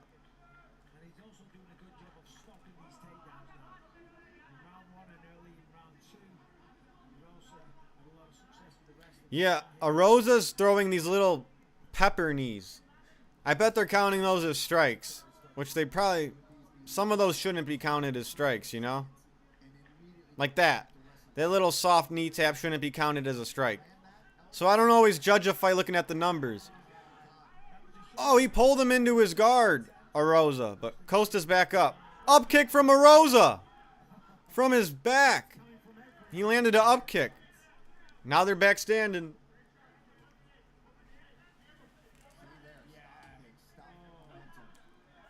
Wow, Rosa's still underwater, but he's still pushing the pace.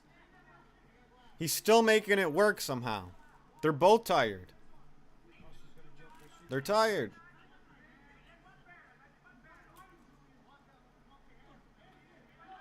Arosa landed a left and a right. Loopy shots, he landed them.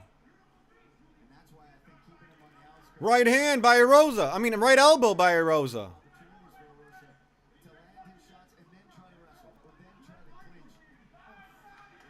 Costa with the left hand. Oh, right hand by Arosa.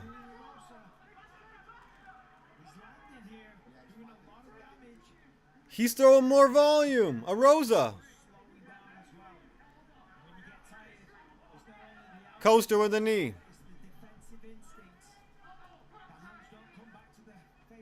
Oh, left hand by Costa. Wow. Wow.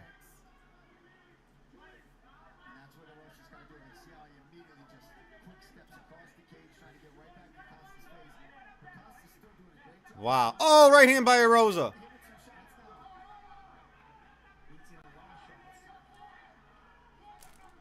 Arosa's pushing the pace.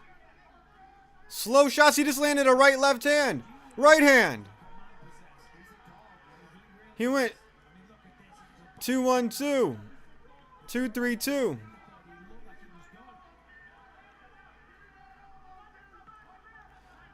Arosa's winning. He's winning this round. Jeez. They're just dirty boxing in the cage right now. Arosa's just throwing. He doesn't give two fucks. He won't stop till he drops. He's throwing. Slow motion, but it's landing. It's landing though. But it's slow. They're exhausted. Slugfest. This is a slugfest. Let's go. Slug. Oh, head kick by Arosa.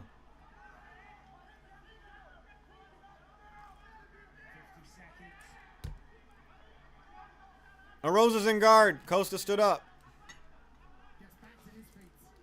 There is 45 seconds left in this fight.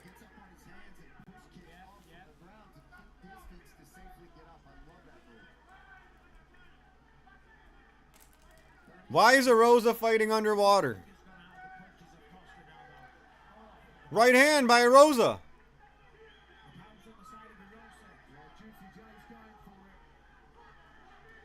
Arosa's going for it more. Even though he doesn't have power, he's going for it.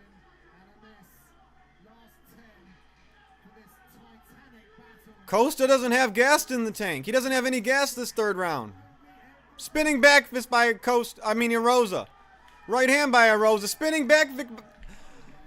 Arosa with the spinning back fist back to back. Arosa definitely won round 3. Costa definitely won round 1. Who won round 2? That's what it comes down to. Who won round 2? Wow. Who won round 2? I know for sure Arosa took round 3. I know for sure Costa took round 1. Round 2 was the round that I can't decide. I don't know who won that one. It could have been Arosa. It could have been Arosa. You know? This is tough, though. This is tough.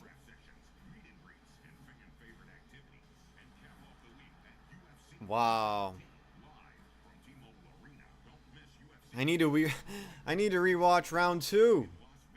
That's the round. Welcome back.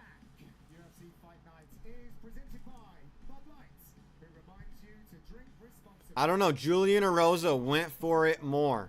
Round 1, yeah. He lost. He got annihilated in a 10-9 round in round 1. They're both lifting their arms up. Of UFC, here's Joe. They both think they won.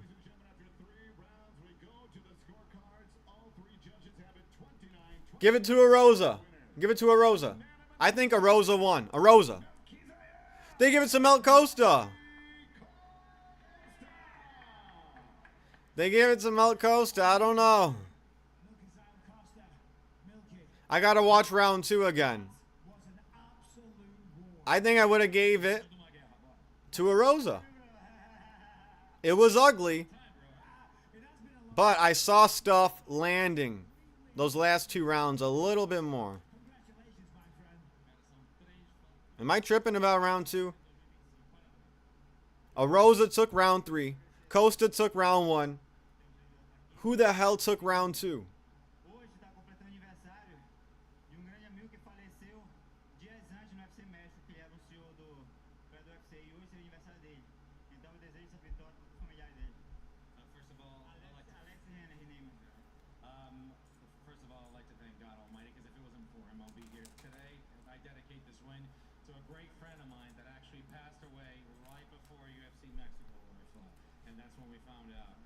Today would be his birthday. Jeez, we're not talking about the fights after the... Let's talk about the fights after the fight now. In the first round, your striking looked phenomenal. It's surprising that he made it out of there. And then at the end of the first round, there was a lot of blood on your foot. What was happening with your foot?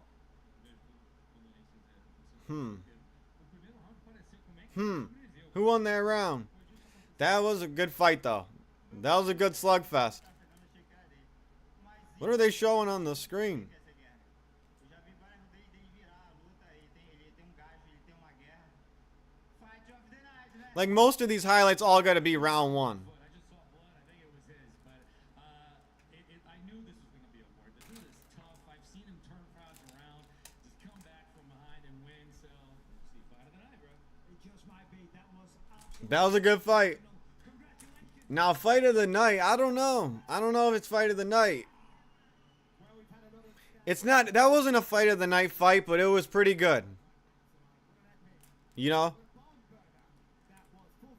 That was a good fight. That was good. But fight of the night is going to take... It's going to take, you know, some harder punching. It's going to take some cleaner shots.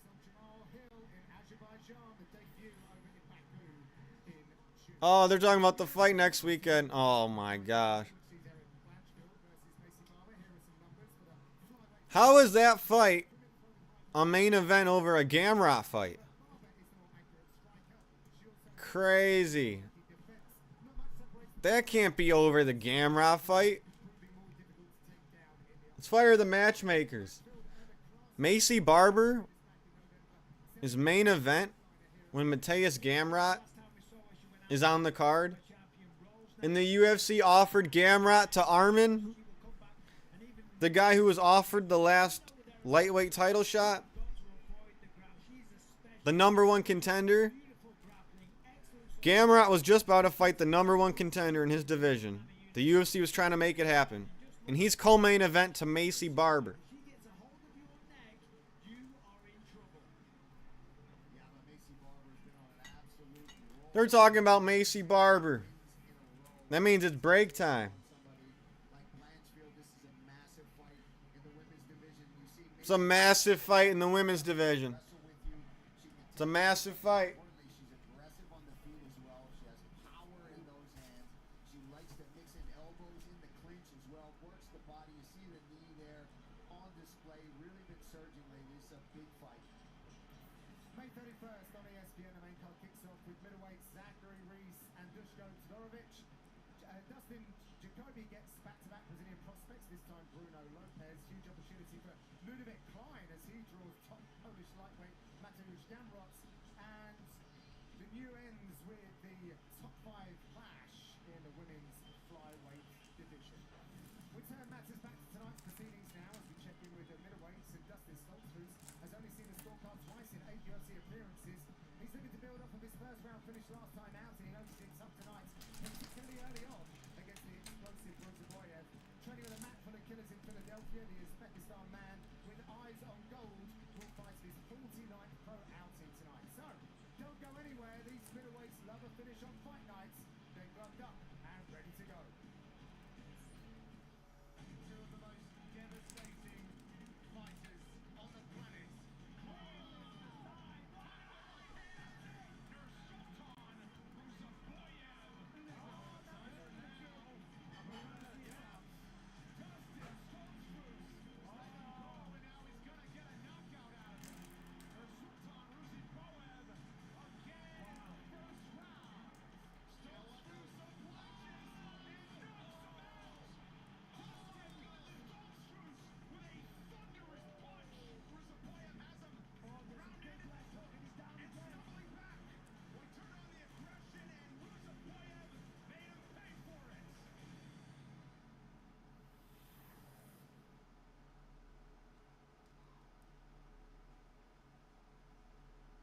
The right preparation is how champions are made. The commitment, the discipline, the passion. The work is done. It's time to perform. Musashi Performance Amplified. There's a new king of queens after Juan Soto takes in Gallups Bosstown. Aaron Judge, the modern day version of Babe Ruth. Mets, Yankees, the superstar flash we've been waiting for, May 19th on ESPN2.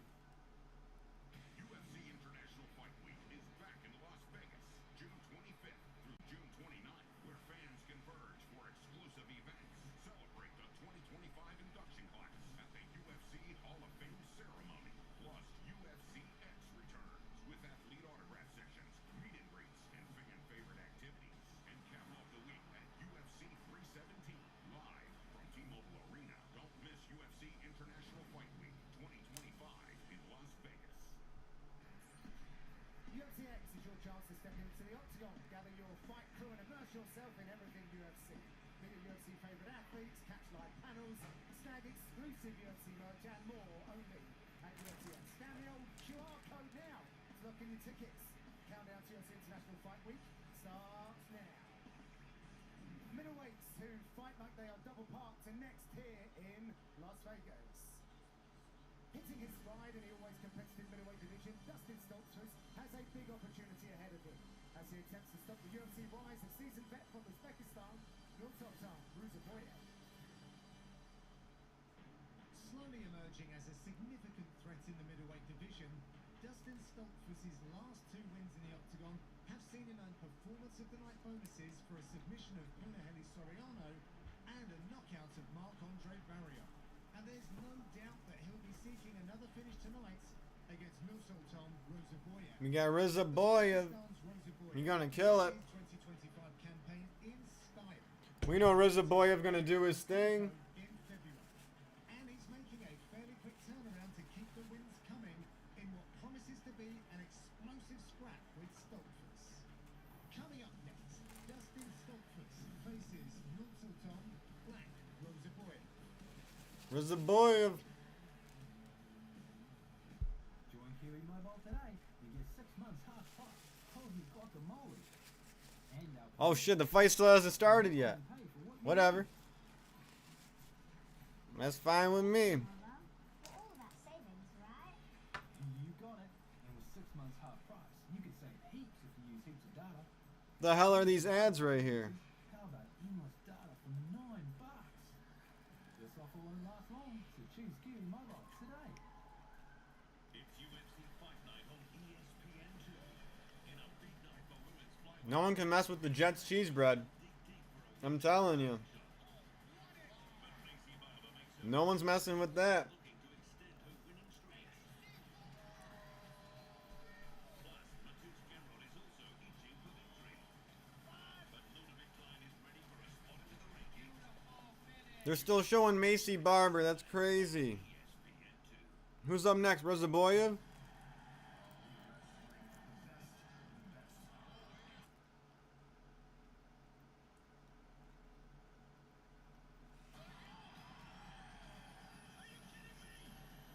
I think everyone's got Rozaboyev in this one. That's what I'm thinking.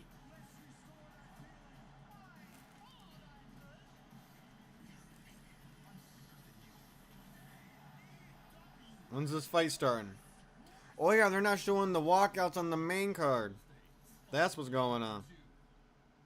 The United Football League returns to ESPN. They're taking their sweet old time.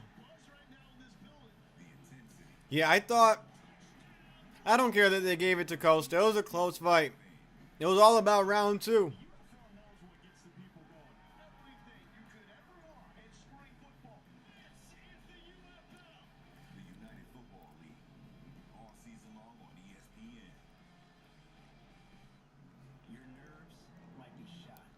They can put this WWE commercial on as much as they want. I'm not watching that shit. And you might be cursing droughts.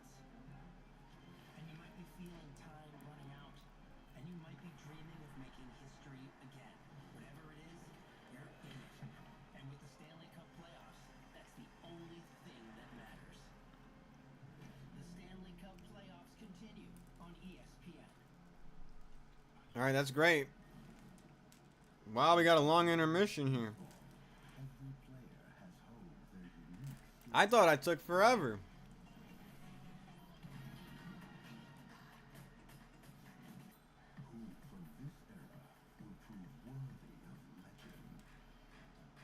Let me double check who's fighting next. Is it Rozaboyev? Let's see. Yep. All this bullshit ad. Makachev in it. So yeah, that last fight wasn't a finish, but that was still one of the good fights. It was one of the better fights. At least it was 2 names that people know. The Jared Gordon fight was good. Gabe Green fight was alright. Alright. We're doing alright here. Not too bad. Alright. Finally. Dustin versus Rozaboyev.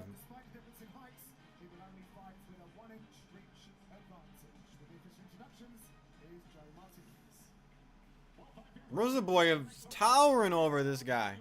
He knows how to use his reach too. I think he's going to get this. He's taking this dub.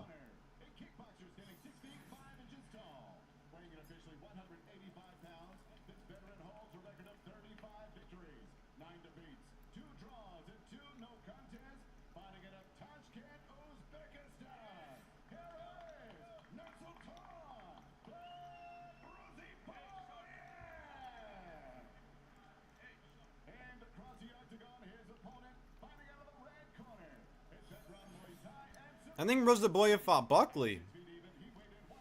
Yeah, he fought Joaquin Buckley, didn't he?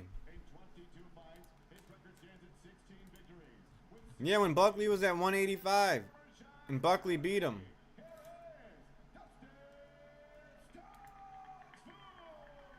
Dustin. Alright. Some people got Dustin. I don't know. It's a good middleweight fight. It'll be better than the other middleweight fight I saw recently. Remember, what's his face? Piera versus Abu Smagomedov.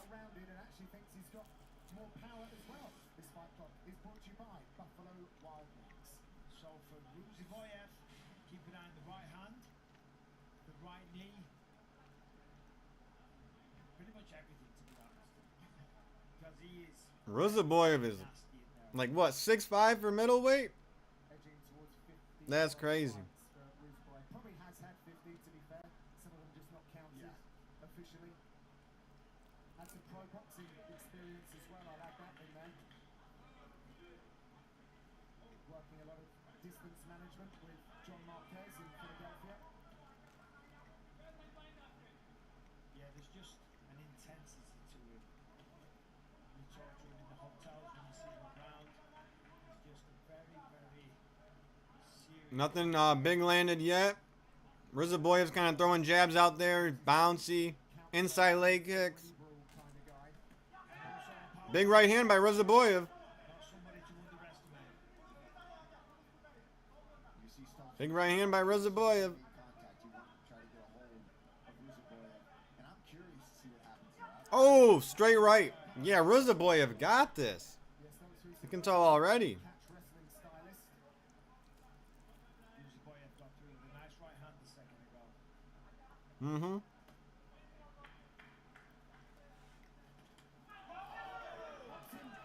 Rizaboyev got dropped. Stone Sousa does have dynamite in those hands. And now he's got a guillotine. Stolfis with the guillotine. Rizaboyev rolled out of it. Rizaboyev got dropped bad. Now we could transition to the doors, potentially steps over. That was a hard punch. Oh, full mount guillotine on Rizaboyev. Okay though. He might survive through. Wow, he's got a mounted guillotine on Rizaboyev. I think Rizaboyev will be all right. Yep, he's fighting the arm out. He's trying to do a Luke Rockhold versus Michael Bisping 1. Oh, Rizaboyev spun out. Rizaboyev on top now. He looked comfortable. He was fine in that guillotine. He wasn't going to sleep. Very close. Then he mounts him as well. He was all right. He was all right. They clashed heads. I just saw the replay. Oh, it was a head clash that dropped him? Now they're going to show it here. Look, watch that clash right on the Oh, they clashed heads. Then he got dropped by the forearm. Sadly, that is the game. He lives the fight on as well. Damn, it was a headbutt. But hey, he wound back up on top. So, Saw earlier on, Matheus Camilo, after he had a submission locked in, didn't like it when it was denied. And you know, for Ruzaboyev, you got to be thinking, what hit me? Because even when you do take a punch, a lot of the time you don't know. Rizaboyev's just going to win. What happened? I mean, we see it all the time in between rounds. You know, saying what happened? He's got a front headlock going on right here. He sees fully recovered. Stolfis worked his way back up to the feet. Now he's looking for a takedown. Super tight position from Stone Sousa. Stone Sousa is solid, man. It's just Why does Stolfis look like a miniature Tim Kennedy? Why does he kind of look like Tim Kennedy? compact. He's dense. He's strong. Right hand by Rizaboyev. And like you talked about on his walk, Michael, he's killer be killer. He goes for it. Ooh, left hook. Spinning back kick, Rizaboyev. Oh, he did it again and missed. He got greedy with that. Ooh, step in left hook. Rizaboyev's, he's found his groove.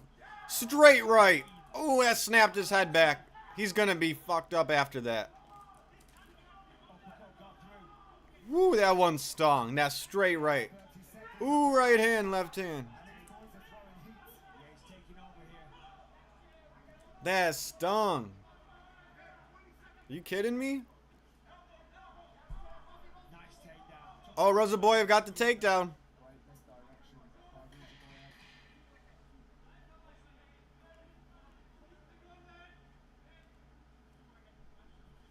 We're going to see a round two. Yep. I think I would give that to Rizaboyev. Mm-hmm.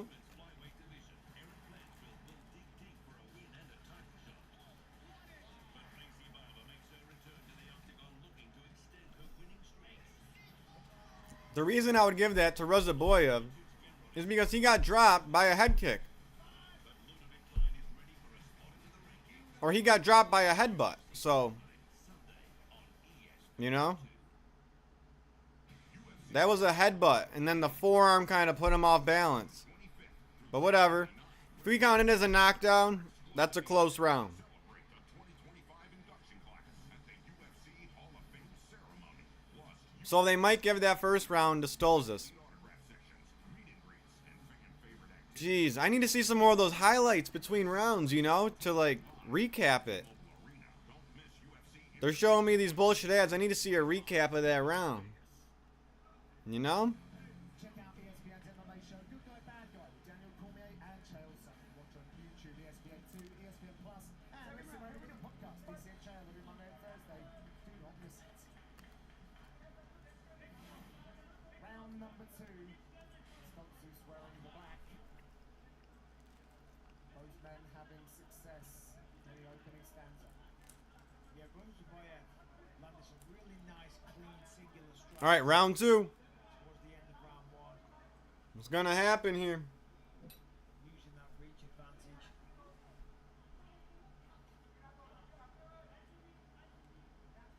All right, Rozaboyev round 2 KO. That's what I'm saying. Keep it up. Stoltzfus puts a lot of weight on that right leg. Spinning heel kick. Ooh, uppercut. He hit Stolzis with that uppercut. Stolzis is going for a takedown. He's going for the outside trip. Oh, Kimura. And he is a Kimura specialist. How many, John? He's got 4 and counting. Let's see But what he can do here. Rozaboyev landed that uppercut. His locker. He took down Rozaboyev. Stolzis got it. Leading from somewhere. Maybe the nose. With that uppercut. Right across the nose. He looks like Tim Kennedy. He's the same weight class that Tim Kennedy fought too. Am I tripping? Or does the Stolzis kind of look like Tim Kennedy? So Stoltzfus has to slow this down a little bit. We just saw the replay of what did the nose and Stoltzfus. Right on the edge. Oh yeah, that uppercut One of the things cracked open Stolzis' nose. at Marquez MMA is trying to work. There is that uppercut. Right on the nose. Right on the nose. To fight at distance, to stay sharp. Even though he's so long, he loves to try to rush in and close that distance, which is allowing Stoltzfus to have an opportunity like he has right now. See, Rozaboyev can be beat if you just hold him on. If you just hold him on the floor. He's very precise. He's got the speed, You know, accuracy, he can be taken down. He can be put on his back. That's the thing. committing to that game plan. The problem is, in some ways, he's his own worst enemy. Stolzis throwing them elbows, looking for that front headlock choke. Necessarily feel the need to commit to that strategy because he can do it all. I don't know. No one's got a guillotine so far, have they? He's been laying people out. I agree. We got a sub or two, but has anyone got a gilly? Oh, he's looking for the Darce. Nope. Gets his head out. Butts We got a rear naked choke. still with 2:15 left in the round. Yeah, rear naked choke. Sense of urgency to try to get back up to his feet right now. And I don't know if we got any guillotines. double underhooks holding on to Stoltzfus, pulling it in, and now he's on a hit. Nice work. But again, Stoltzfus constantly I don't think Stolzis can get a guillotine. Jumped on the neck again. His arms are too short and bulky. And again, you gotta remember, His face is messed up. Rozaboyev's on top. We got a minute 45 left, so we got to see some.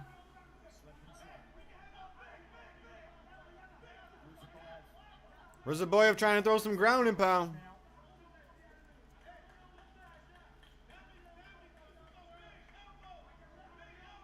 Sneaky knee to the midsection.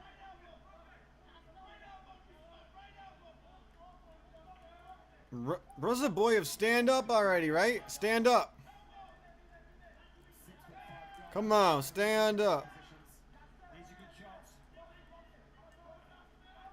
Oh, Nailed it well.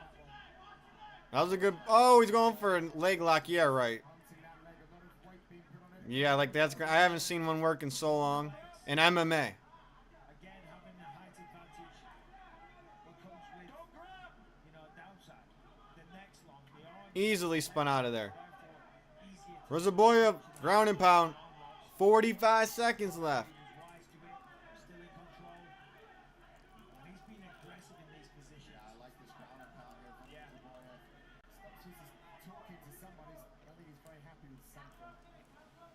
No, Maybe a little fence grab that Ruzaboyev went for. he's probably not happy with Ruzaboyev. Stolzis is getting hit. His nose might be broken. There was a little fence grab though.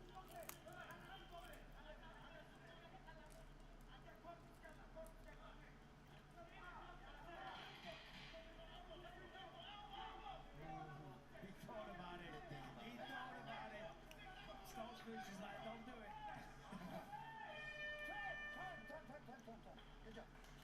Weird round. I don't know who won that round. No one proved it yet. What up? Fuck this Burger King ad. Yeah, no one stole the show in that round. But I want Ruzaboyev to win.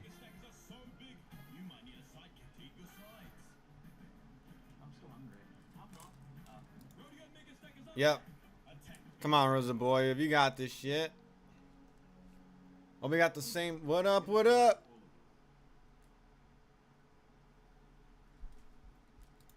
So after this, ooh, we got Yusuf versus Santos. Then the co-main event already. This was an early card. I like the early cards. I'm used to them starting at 10 though.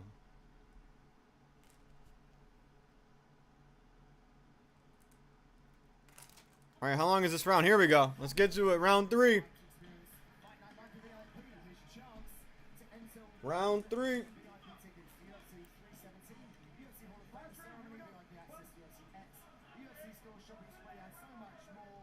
All right, Ruzaboyev, come on. It's 1-1. Still the third. Get a finish. We had a decision last fight. We need a KO. There he goes. Body kick to the ribs. That wasn't a low blow. I'm like, what the hell? Why is the ref asking, are you good? Are you good? Dumbass ref.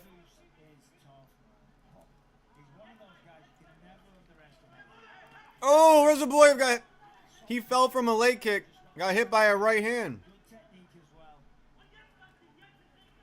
Oh, right hand.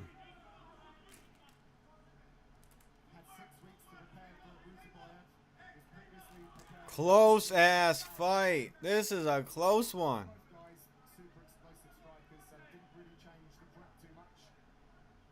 Ruzaboyev's got to push the pace though. Push the action. There's no guarantee who the judges are going to pick.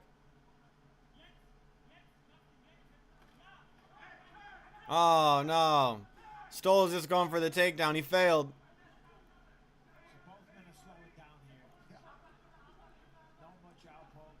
Yeah, they both look a little tired.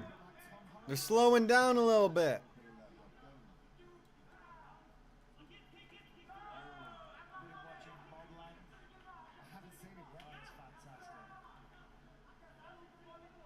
Let's get it, Ruzaboyev. There you go, right hand. Oh, spinning heel kick. Nice. Stoll's just got a chin. What up, what up? A lot of finishes so far. Yeah, what up, great card. Yeah. The last fight was pretty damn good. Arosa versus Costa, I like that fight. We're in round 3 here, 2 minutes, 50 seconds left. Ruzaboyev, come on. Hit him with them kicks.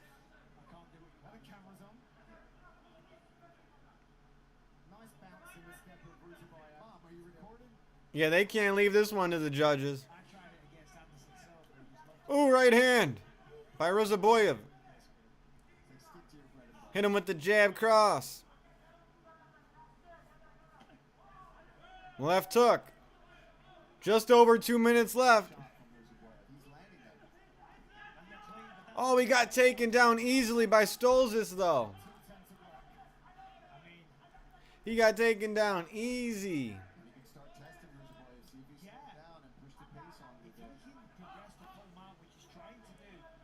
Oh, if he's going to hold Ruzaboyev down, he's going to win this round. He's going to win the fight. Even though he's not doing much. Sorry, the judges don't know that. Then there was the guillotine attempt. It was very close. All right, round two. The takedowns are getting easier and easier as the fight goes on. Ruzaboyev is in control. But if he can make this count and do a lot of damage, he could steal this. Trying to advance position and pry open the guards. Rosa, boy, where's the takedown defense? Where was it? Right? Where was it? He should just... Okay, Stolzis, just go to full mount. And posture up and throw ground and pound. A minute has passed and Stoltzfus hasn't managed to get any offense going. Come on. He's not doing any damage right now. Stolzis. Get your leg out of half guard. Go to full mount. Finally, he got full mount. Throwing punches. Ruzaboyev escaped.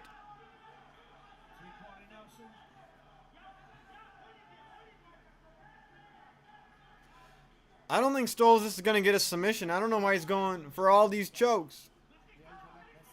What's up with that?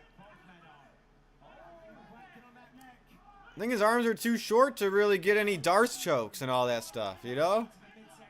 20 seconds left. They're standing up. Spinning back kick. Ruzaboyev. Oh, 13 seconds. He landed a right hand. 9 seconds left.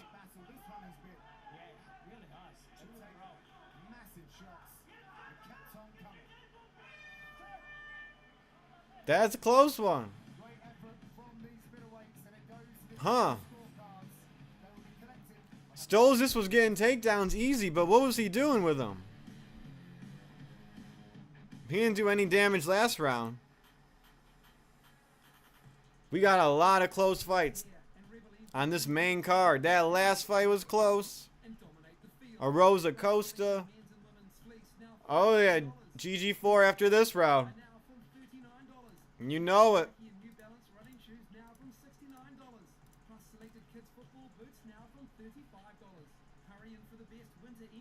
Absolutely. All right, who are the judges giving this one to? Who's getting it?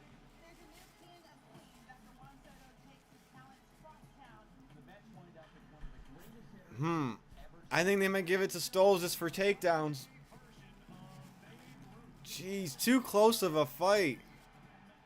Wow. Oh, they gave it to Ruzaboyev. Oh, Ruzaboyev got it.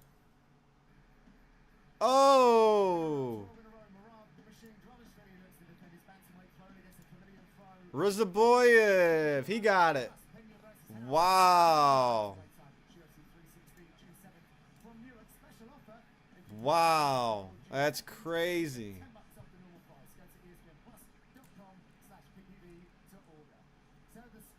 That's crazy. Ruzaboyev got it.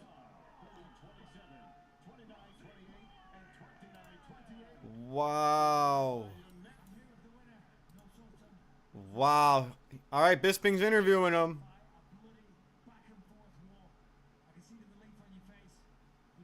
Whoa, close call, yeah.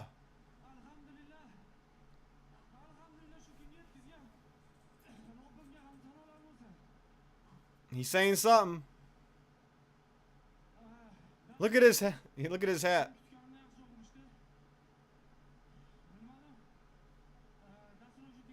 What's he saying, translator? What's he saying?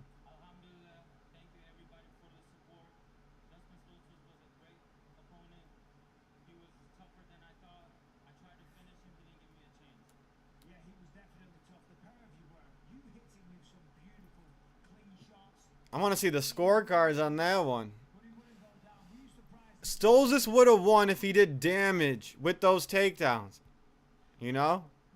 He needs to stop going for chokes. He doesn't have long enough arms to get a Darce choke. He just don't.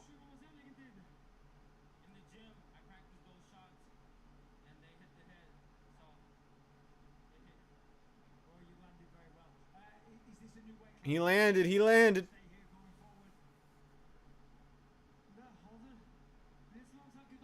Oh yeah, RZA boy, if he bounces all over weight classes, doesn't he? He's calling out Bo Nickel and Jack Hermanson.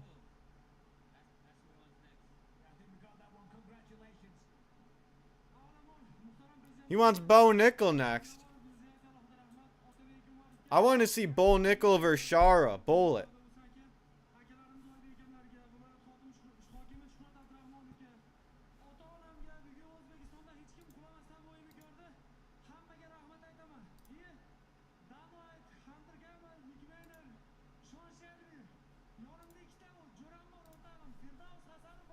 Huh.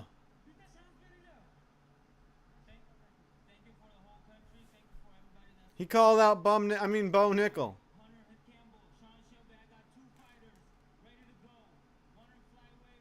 All right. All right. I don't think he's going to get Bo Nickel, though. But we'll see.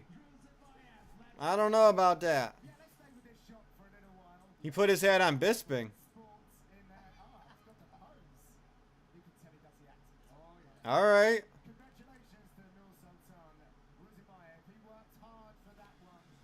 What do we got next? Do we got... Oh, yeah. Sadiq Youssef versus Santos. Maron Santos. I like that one. I like that one. That ain't bad at all. I think I got Maron Santos. He's fast. He's fast as hell with the hands. Dana will give him a banana bunch of Bo Nickels. Bo Nickel. I don't even know if if we're even gonna be hearing from him in a while. I hope Bo Nickel's staying offline. I mean, after that last fight, man, he's got some shit to work on. Whoever they're gonna give Bo Nickel next, they should have gave him Shara Bullet, the Pirate. I want to see the Pirate versus Bo Nickel.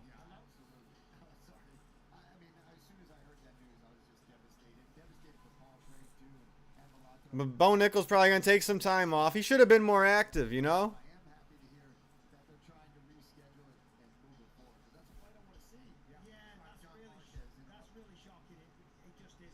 Maron Santos versus Sadiq Youssef. Shit. Yeah, I think they got the odds right on that one.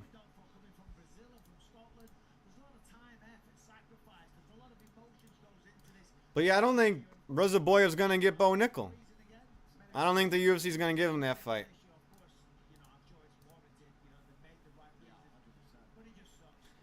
If they do, Bo Nickel better use his takedowns for once.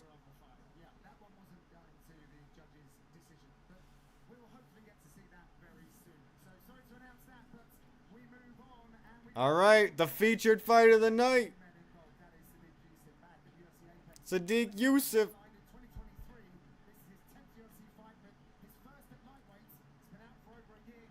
Yeah, he's been out for over a year. But he's got a lot of first round finishes. He's got a lot.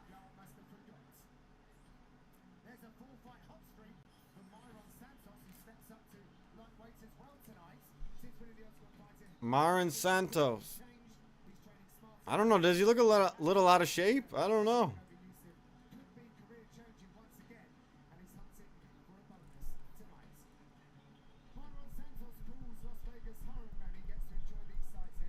All right, all right. This should be a scrap right here. Why do I feel like Youssef might pull off an upset? Sadiq Youssef might pull up the upset. He might. But Santos, he's got the speed. He's definitely got the speed advantage on that. No doubt. What the hell are these ads? What the?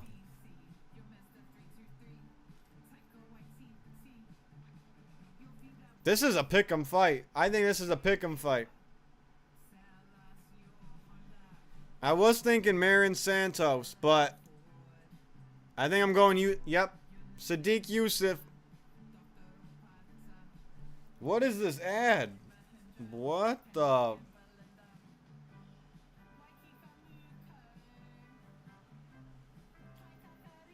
This ad is trash. What am I watching?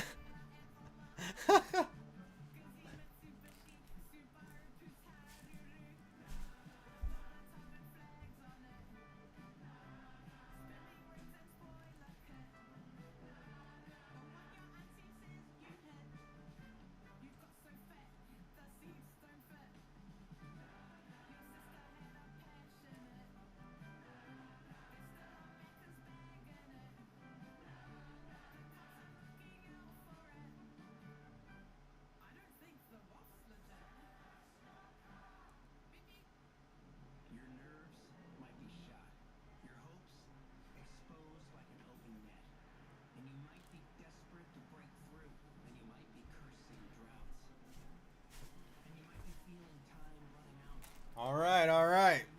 GG forward time. whatever it is, Yeah, I like your thinking. that's the only thing that matters. It's always GG4 time. You kidding? Continue on ESPN. When is it not?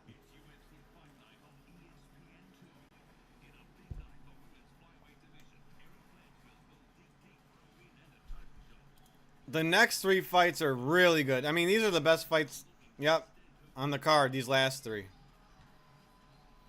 But that Rosa fight, so far, what's fight of the night so far? Performance of the night might be Jared Gordon.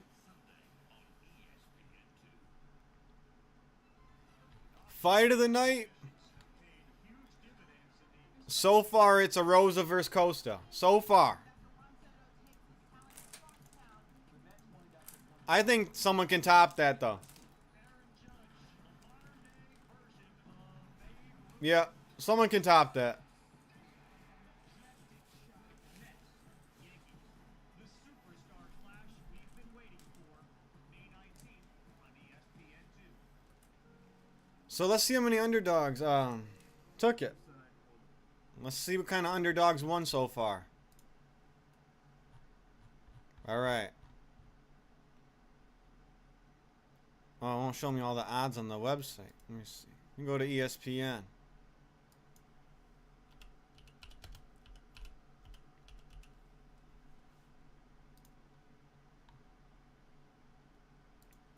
All right, let's see how many underdogs are winning tonight.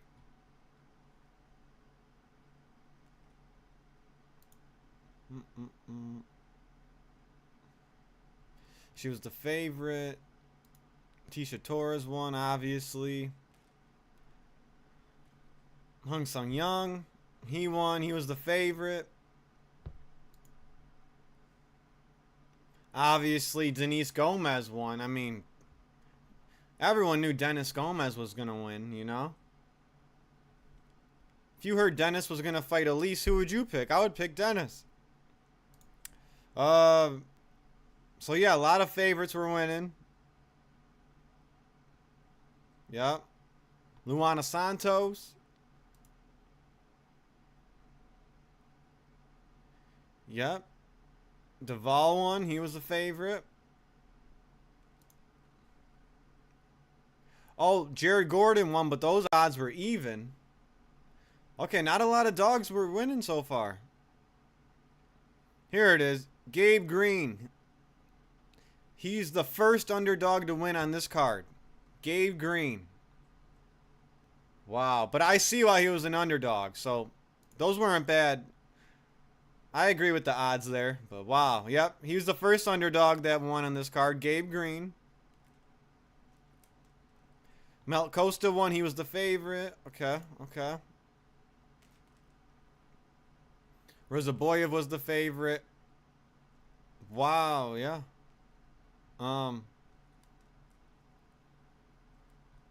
So far only one dog won. Wow.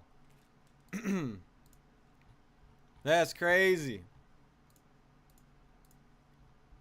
Only one underdog won so far. Wow. Wow. Crazy, crazy. So that means Marin Santos might win. He's the favorite. It's not a good night for underdogs. Shit. And who would have thought Gabe Green would have won? Are all these fighters coming up from the lower UFC?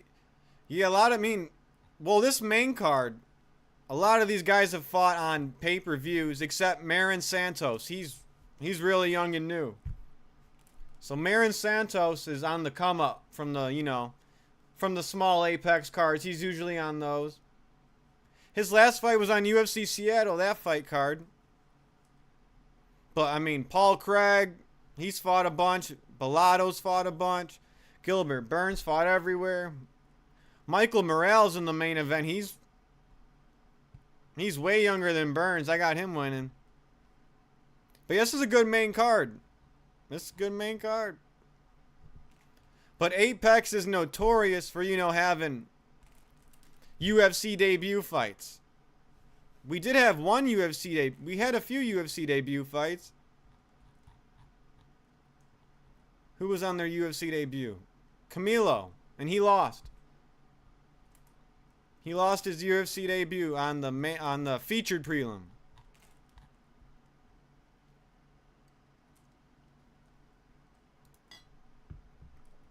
Damn, we still got this commercial going. What the?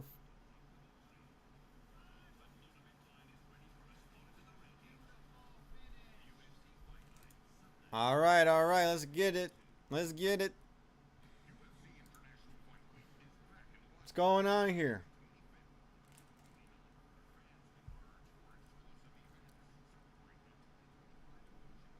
Are they walking out yet?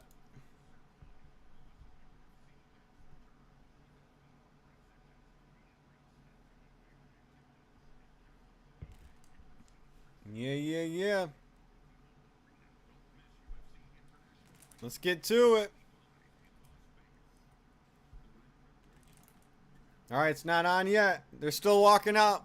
They're still going to the cage.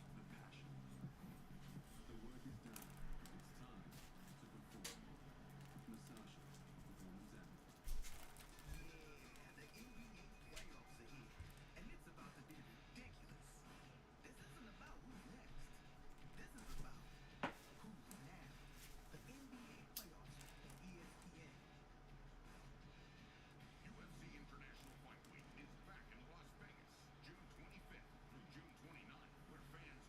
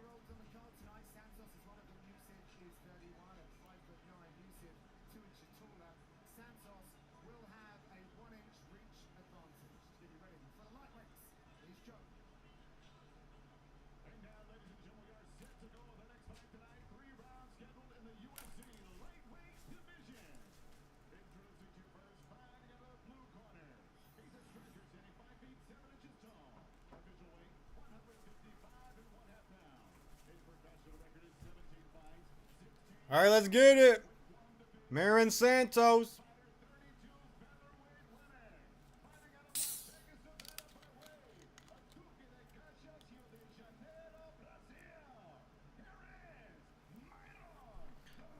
Maidon Santos. All right, all right. I think Santos lost his last fight against Francis Marshall. That's all I'm saying.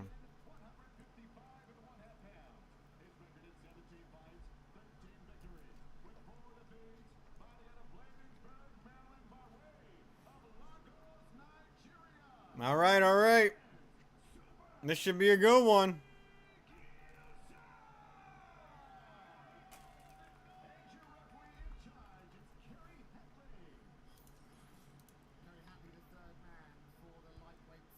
All right.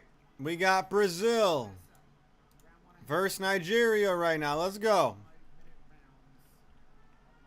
Who's going to take this? Who's going to take it?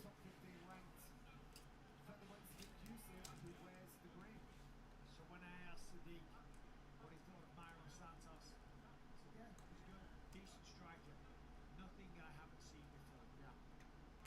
He also said there's an opportunity maybe to get a bonus tonight, so he's happy about that. He didn't watch the prelims. Yeah. He said that during the week. And there's also an opportunity in every single fight. Just saying. Let's see what's going on here. Make it happen.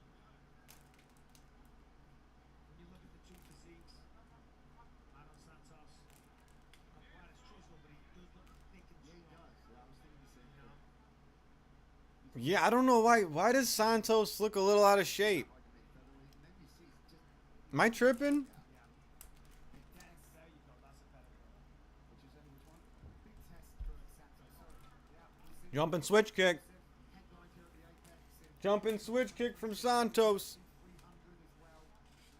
Highly regarded by the UFC matchmakers and fans around the world. If Santos can get one over here, that is a massive statement. Yeah, for sure. It'll be a huge win. All right, let's see what's going on here.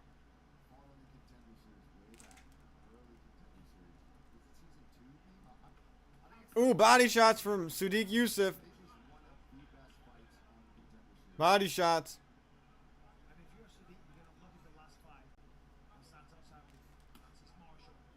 Look at that because, you know, it was, you said controversial. Leg kick by Sadiq Youssef. And a lot of people felt that Marshall should have won that fight, but regardless, what he did do was utilize a lot of pressure. And if you stand at range with Myron Santos, he's quick, he's got excellent reactions and instincts, beautiful sharp striking. So if you want to pressure a guy like that, force him on the back foot, mix in the takedowns.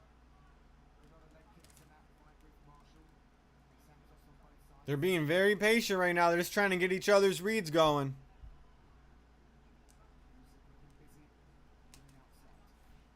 Come on, crowd. The crowd's going nuts. The crowd's cheering him on.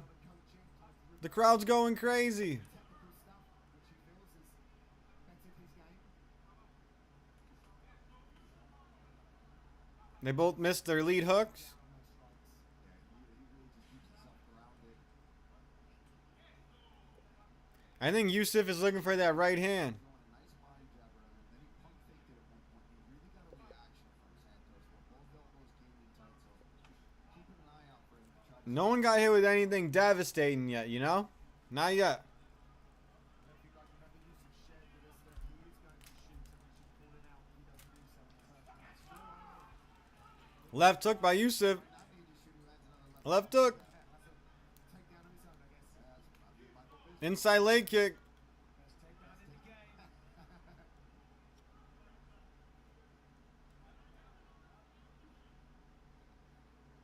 Yes, Santos kind of has that Slender Man physique. Like long legs, no torso whatsoever, you know? Kind of like Woodson. Sean Woodson. 1:30 left on the clock. Round number 1. Yeah, so Sadiq Youssef, he's pushing him back a little bit, but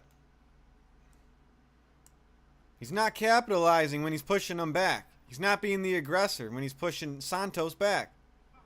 How Francis Marshall was. Francis Marshall was throwing just powerful hooks. When he was pushing Santos back, he was taking advantage of it. Such a young man, he was really composed inside the ring. Good jab as well. Interesting timing on the kicks. Here goes the shot from Yusuf. That was like a mad dash. Sadiq realised he'd hit the counter. Yusuf going for the takedown. Technically really good from Santos. Splitting his face. Oh, that's a nice elbow. And I'll tell you, those elbows, So he's trying to get the takedown. that downward elbow, when you're shooting in on somebody, and they add up so fast. You see them over, oh, you a couple Yusuf hasn't gotten him down yet, though. Travis Brown. Good takedown defense here from Santos. You see Yusuf really trying to Yeah, this is a pretty good takedown defense for Santos. not happen. Last few seconds in round number 1. Oh. Yeah, I mean, I would guess Yusuf took that one, right? Yusuf took that round. Holy guacamole. And our plans are flexible, so you'll only pay for what you use. Hey there, Mother. For all that savings, right? You got it. And with 6 And this fight's at lightweight, huh? heaps if you use heaps of data. And for lighter data users, how about you must Didn't Yusuf fight? this offer won't last long. Didn't he fight Mobile. Sit Lopez? When building for investment, it's important to find a team. Yeah, he did. We decided to build the GJs because That was his last fight. I think that was that UFC 300? Yeah. Also, just now he's a lightweight now. Okay. Yeah, I forgot. I think his last few fights were all at featherweight. Barboza, choose the builder you want to build with time and time again. Lopez, Caceres, Allen, yeah, Philly. Now he's at lightweight. Good to know, good to know.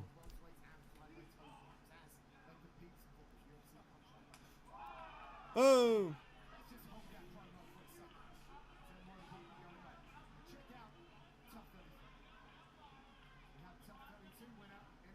Santos looking for that head kick. He's looking for it.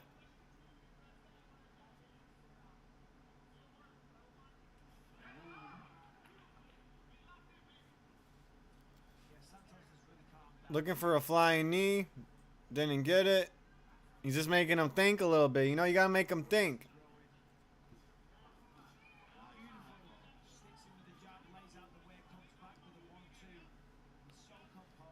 Santos is good at doing the pull too. Good jab. Gets in a good rhythm. But I don't know. He might need to press a little more.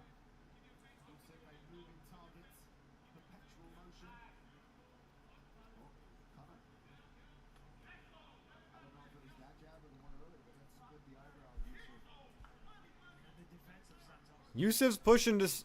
He's pushing him back though. Santos isn't moving forward. Yusuf, you know, Sadiq Yusuf's moving forward.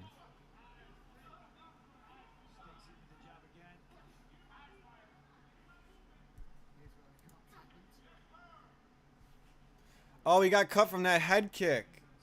Oh, okay.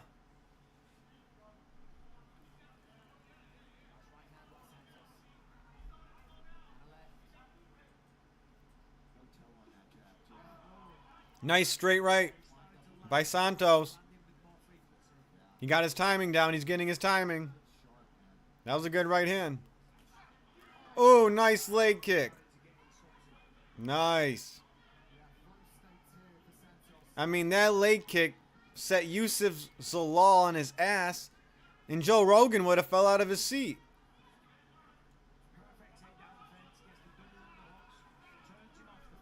Okay, now that's actually a nice leg kick, Joe Rogan, when they actually fall down from it.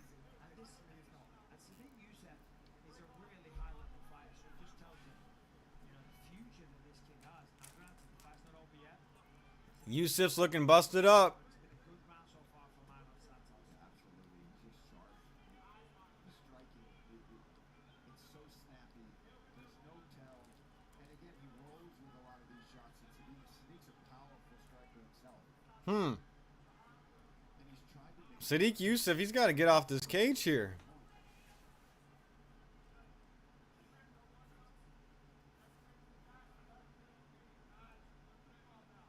I mean, looks like Santos is overpowering him with strength. One of the holes in the game of Manuel Santos. 1:45 left in round number 2. I wonder what. I mean, Santos is definitely not thinking about a takedown here. What's he doing? What's he doing? That shoulder strike pretty tasty.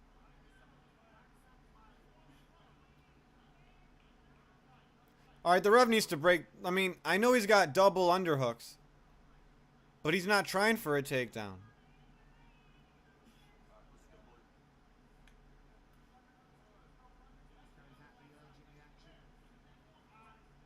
All right, you got double underhooks. Oh, elbow. We needed that earlier. Yeah.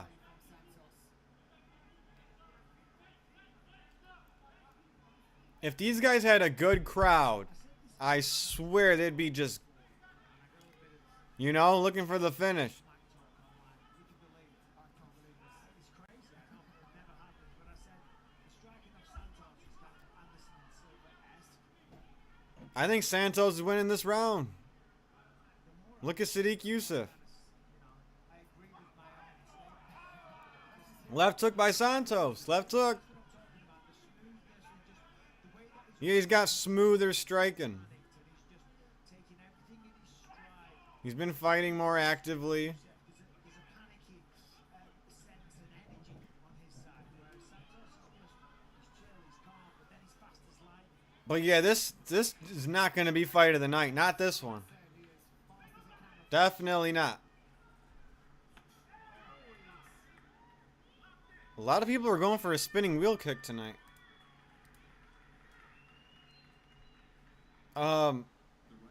So far in the main card, the best fight has been Arosa versus Costa. You know? Ruzaboya versus Stolzis. It was alright. It's just alright. Nothing crazy. This fight's not going to be fight of the night, so. Wait, what? Where's the Paul Craig fight? Am I tripping? Isn't Paul Craig supposed to fight Rodolfo Bellato? What's going on here? How come I don't see him on the card anymore? What's going on here?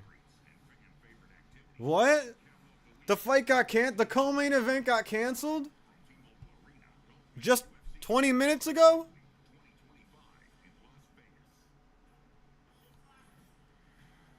"17 minutes ago? Paul Craig versus Rodolfo Bellato scrapped at last minute from UFC Vegas? What? What happened?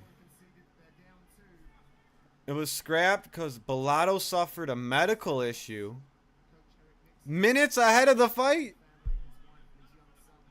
Rodolfo Bellato suffers a medical issue minutes before the fight? What? What do you mean minutes before the fight? That's crazy. The main event's next. Oh my gosh. Oh my gosh. That's insane. On the Apex card. They lost the co-main event. On top of being the Apex card. That's crazy. Wow. Wow, what do you guys think about that? The co-main event is canceled.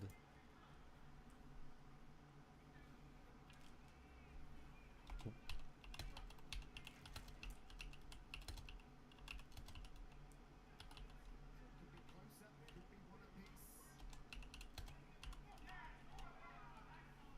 you can never take it for granted that you're ahead of the scorecard.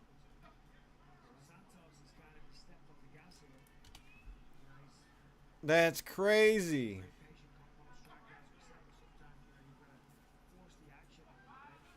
Now that would be a good fight though.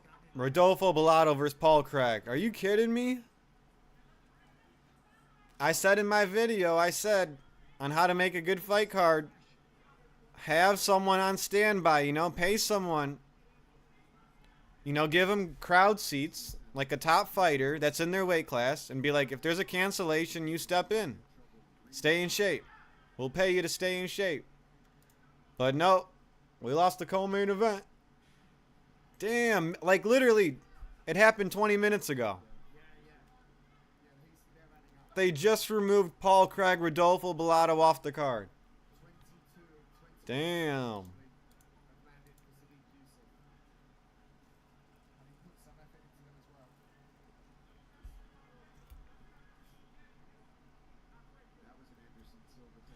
I wanted to see that fight. Paul Craig versus Bellato.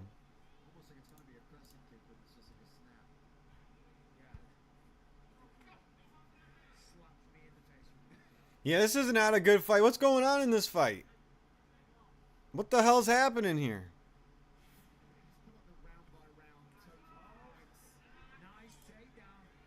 I mean, there's barely any strikes being thrown in this fight. There hasn't been any scrambles. All the takedowns have been failed and stuffed. You know, nothing crazy's been happening in the clinch.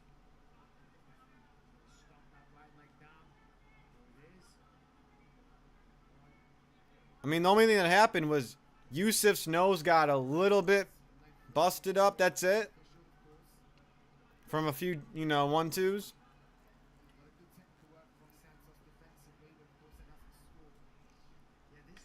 Yeah, this is not a good fight. Not a good fight, this one. Santos is literally just slapping his back. He's just slapping his back. Now, I'd still take this co-main event over Shevchenko versus Ferro. Well, this shouldn't even be the co-main event. Paul Craig pulled out. I mean, Bellato pulled out against Paul Craig. Crazy. And this is the co-main event.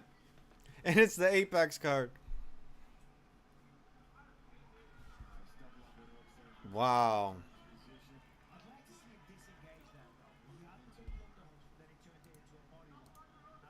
Wow. I can't believe the co-main event got canceled.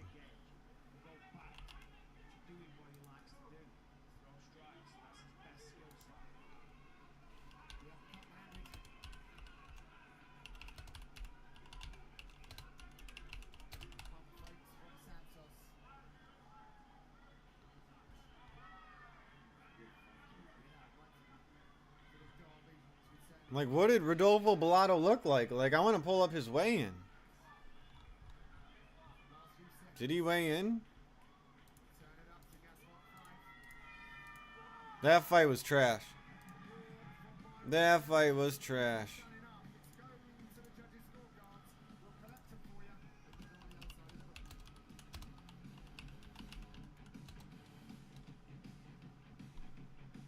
Join Kiwi Mobile today and get 6 months half price. Holy guacamole. And our plans are flexible, so you'll only pay for what you use. What the hell happened to Bellato? That's crazy. Let's see what his weigh-ins looked like yesterday. You could save heaps if you use heaps of data. And for lighter data users, how about endless data for $9? This offer won't last long, so choose Kiwi Mobile today. Like, did he look sick in this weigh-in? Let's see. Inside all of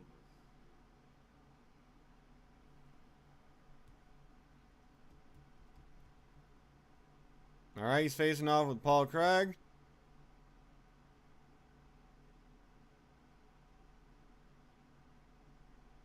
Damn, this could have been a good fight.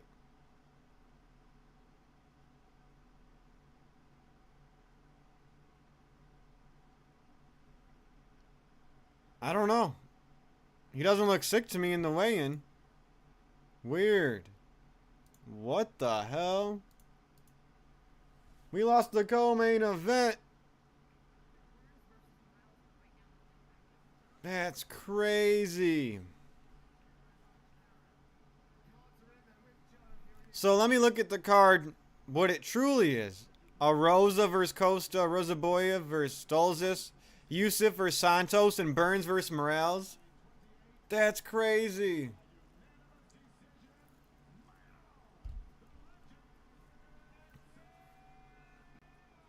Maybe they knew Bellato had an injury beforehand. And then that's why they pulled Gilbert Burns off 315 and put it on here. And just kept Bellato versus Craig on the card to make it look better. Wow. And then to say he pulled out last minute. Huh, they probably knew Bellato couldn't fight. Just made him face off anyway. Just so they can keep their name on the paper, you know? And then last minute take him off.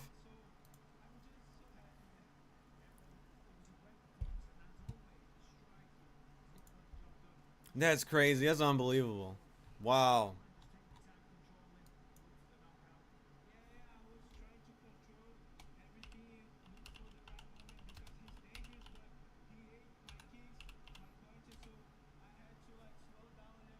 They shouldn't do interviews for boring fights. I can't believe the co-main event got canceled.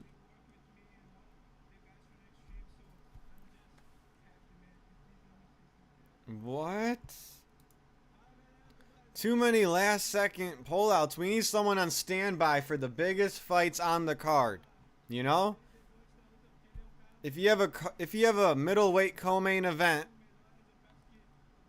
fly another middleweight out, give them front row tickets, put them on standby. Tell them to stay in shape. That way we at least get a fight. And they can make it like a catchweight or something. At least we'll get a fight, you know. Who's at middleweight?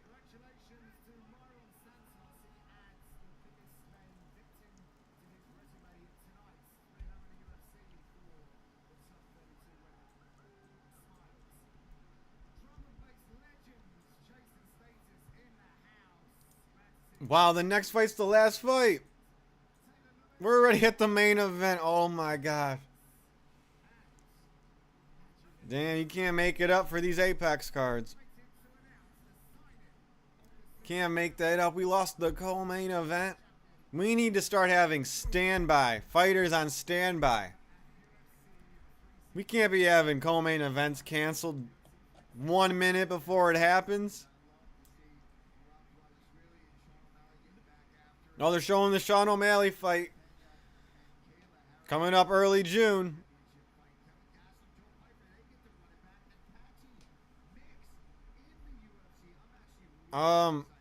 Mario Batista versus Patchy Mix. Luque versus Holland. Gastelum versus Pfeiffer. I don't know. I don't know about that card. Let me see what the prelims look like on that O'Malley card. Let's see here.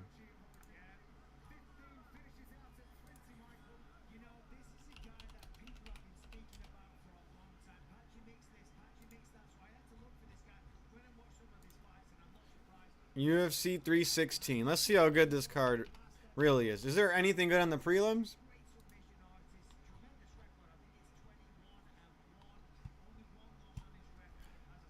Joshua Van, Johnny Walker, Wong Kong, Saul killed. Oh yeah, Saul killed. Didn't he fight on 312? Yeah. Oh yeah, he knocked out Jabli. Saul killed. Okay.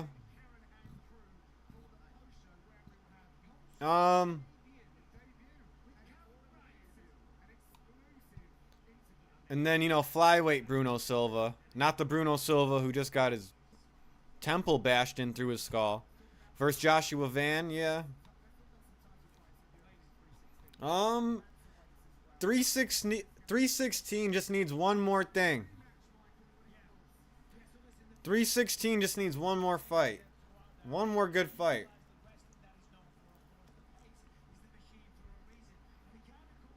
You know, Mario Batista, that's what it is. We got to put him on the prelims.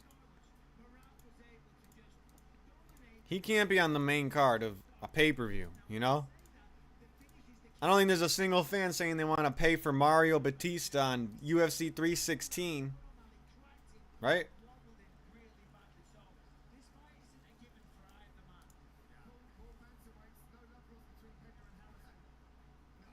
What can they swap for that fight?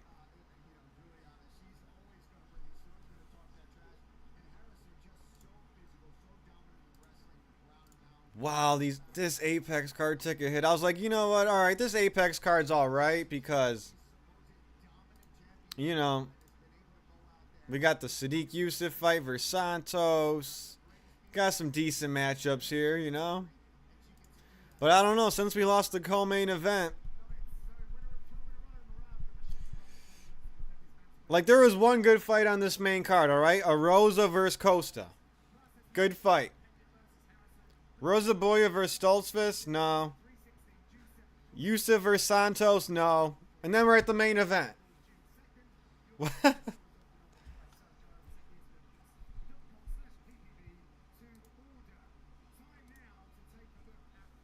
If this main event isn't like as good as Bilal versus JDM, I don't know. I don't know if anyone's going to watch the next Apex card. Headlined by Macy Barber? Macy Barber, really?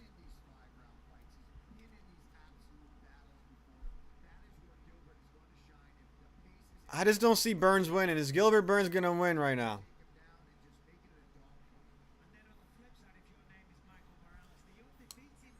Yeah, Michael Morales is undefeated too, by the way. And I think he could stop Gilbert Burns' takedowns, right? Why not?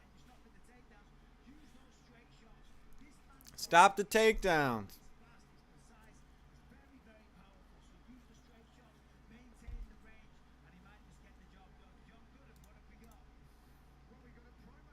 He is a huge favorite. No one's putting money on him, though. Minus 850. That's crazy. One more left to go. Wow. This is the last fight on the card.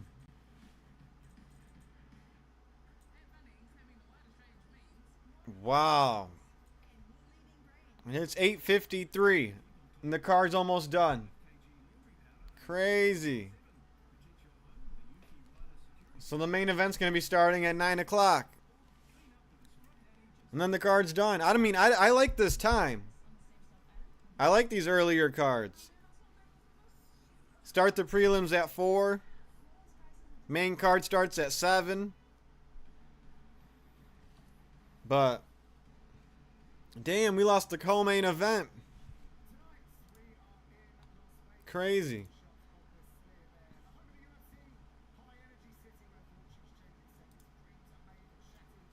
The same thing happened with Joe Pyfer versus Kelvin Gastelum. Damn. I know this is the Apex, but imagine buying tickets and your favorite fight gets called off a minute before.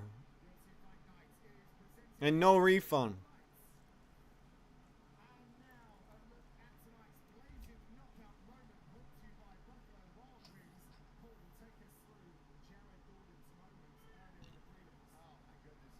Jared Gordon's probably going to get performance of the night, right? What are my favorite fights of the night?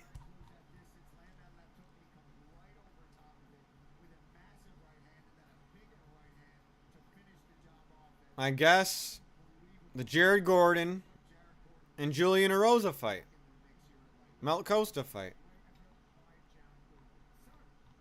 Yeah, so Jared Gordon gets performance of the night. Erosa versus Costa gets fight of the night. That's what I would say.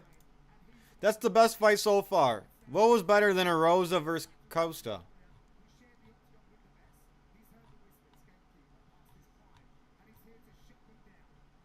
And then, you know, who stood out more than Jared Gordon knocking out Thiago Moises? That's what I say. All right, we going to the main event. Burns versus Morales. Yeah, Morales is gonna win. What? Yeah, he's gonna win. And he's 12-0.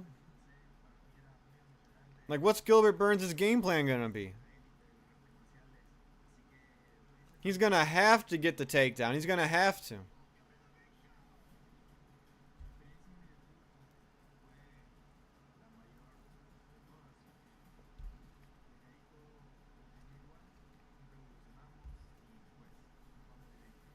All right, it's the last one. The last one. Interesting card.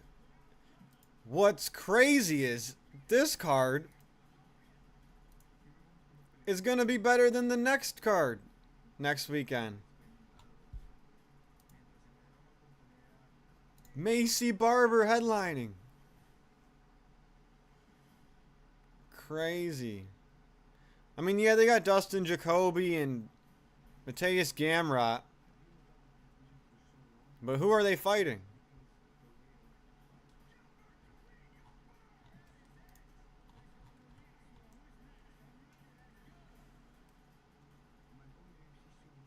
I don't know why Gamrot's fighting Ludovic Klein. I don't know if that makes sense, because Ludovic Klein, I mean, 2 fights ago, he just lost to Thiago Moises.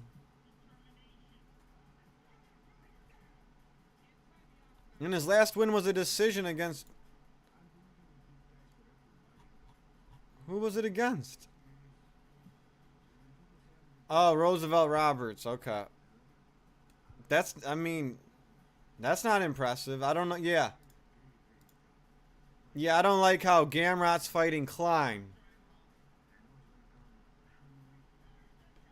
And then Dustin Jacoby fighting Bruno Lopez. Yeah, I don't like how he's fighting Bruno Lopez. I think there's a better fights out there for Dustin Jacoby. I mean, Dustin Jacoby's been fighting, you know, bigger names. Dominic Reyes, Alonzo Menenfield.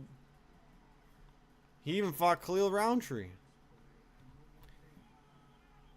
Yeah. Crazy. Yeah, I'm going to take over the matchmaking over the UFC. I'd like to be the matchmaker. We needed Aldo versus Cruz. All right, here we go. They're walking out.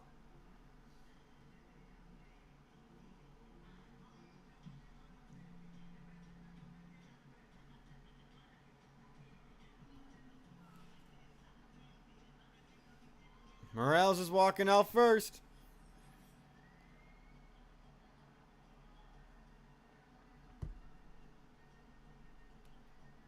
I say he's probably going to do it by KO.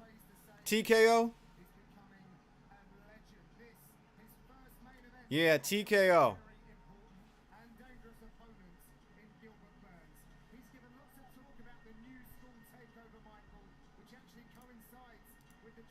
I hope we get out of the Apex 2026 next year. Let's get out of this Apex. We're $1 billion company. We don't need to be fighting in a little warehouse.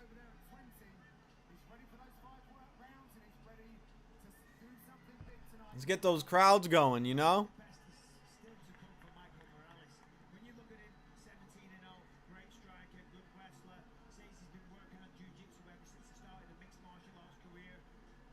Yeah, he's going to beat Burns. Burns has been fighting for a minute.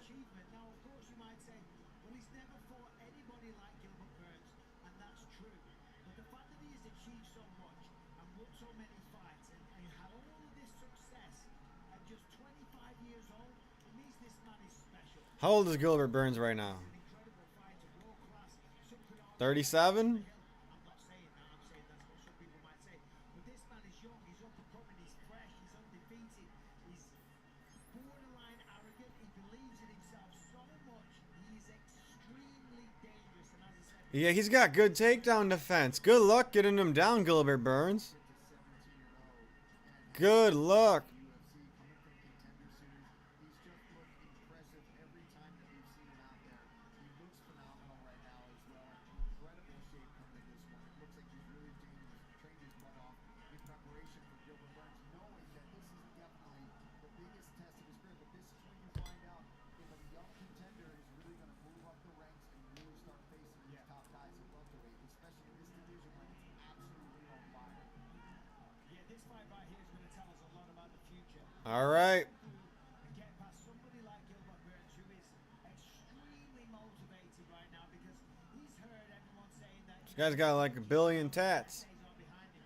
If Michael Morales can beat this very Where's Gilbert Burns? there is very It's like Gilbert Burns pulls out too. Could you imagine that? He cancels.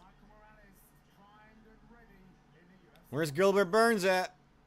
I can't believe the Paul Craig fight got canceled. That was a good co-main event.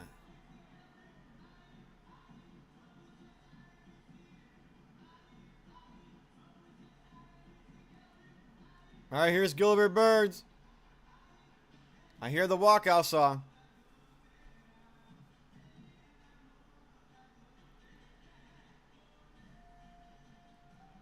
I think I like Morales.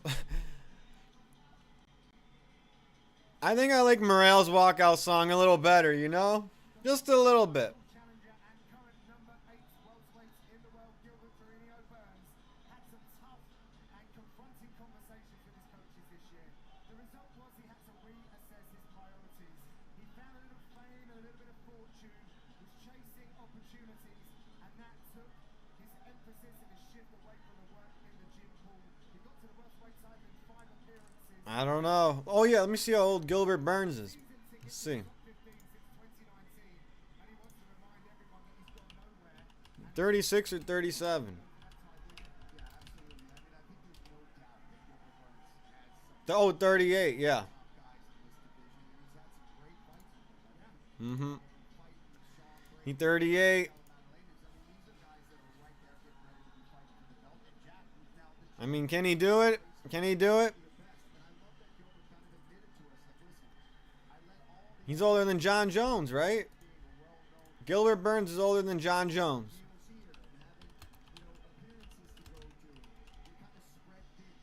Mm-hmm. All right, it's the main event.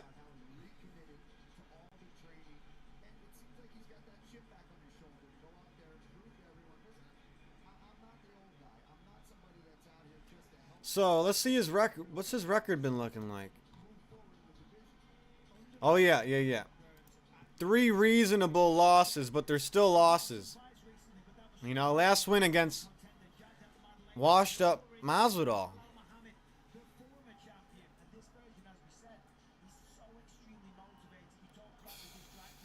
Something, I think he, oh, that's where he messed up. After he beat Masvidal, he accepted a fight less than a month later against Bilal. He shouldn't have done that. Why did he do that? That's where he messed up. He burnt himself out. And then ever since that, it's been downhill. He probably could have beat Bilal if he had a real rest. And a real, you know, real training.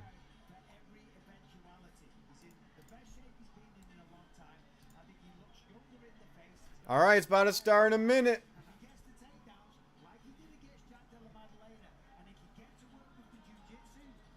We're already at the last fight. His teammates have told him he's back. His weight is down, so he believes he'll be a little bit faster now. And as you said, Michael, grapple, wrestle, take the net, get out. And the power in the hands. Let's not forget that. that when he fought Kamaru Usman for the belts, by the way, which was years ago. Yeah. That's how long he's been fighting at this level. He dropped Kamaru a few times. Yeah. All right, folks, here it is, main event time. And before we get to the action, let's put the men side by side. Number 8 ranked Burns, 38. Number 12 ranked Morales, just 25. Morales is taller by 2 inches, and he will fight with a huge 8-inch reach advantage. We also see that he is a minus 520 favourite coming into this bout. The men of their introductions, here's Joe. Well, ladies and gentlemen, here we go! Live from the UFC Apex here, Here we go. capital of the world, Las Vegas, Nevada. This is the main event of the evening. Here we go. Here we go. Scheduled best in the UFC welterweight division. In the welterweight division. Commission the executive director, Jeff Mullen, and the chairman, Dallas Hall. The 3 judges scoring at octagon side, Derek Clary, Sal D'Amato, and Chris Lee. And inside the octagon, your referee in charge of the action, Herb Dean. Herb Dean. And now, ladies and Wonder if he smokes the herb. gentlemen, are ready, and the fighters are ready. Las Vegas, make some noise! Viva Las Vegas. Yeah, the crowd's going wild. The 20 people in the crowd are going wild. They're losing their minds. Blue corner, he's a striker standing 6 feet even. Official weight, 170 and 1/2 pounds. In 17 professional fights, he stands perfect with 17 victories. And no defeats, presentando el hijo invicto desde Tijuana, Baja California, Mexico. Here is the undefeated The undefeated.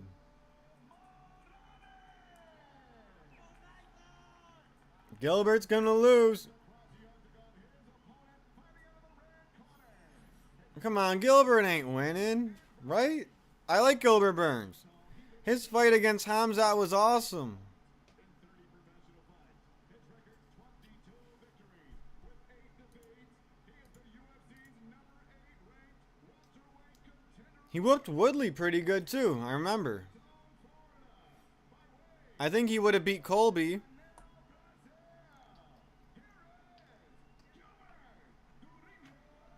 I think Gilbert Burns has some of the best jiu-jitsu for MMA that we've ever seen.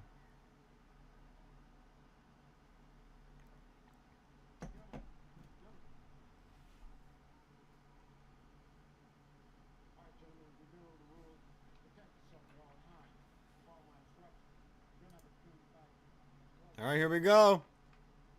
Here we go, fight fans. Main event time. Last one of the night. Card of fights here in the UFC Apex, and what a treat it Let's is get down to business. for this welterweight clash. Number 12 versus number 8, the former title. I'm picking Morales by decision. Morales by decision. Michael Morales. Maximum 5 5-minute rounds if they're needed. If you needed reminding, Burns is in the yellow. Morales looks absolutely huge.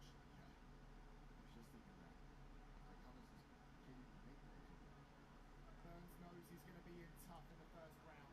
Yeah, Morales is definitely looks like a weight class bigger. Definitely. Drag this fight into the deeper waters.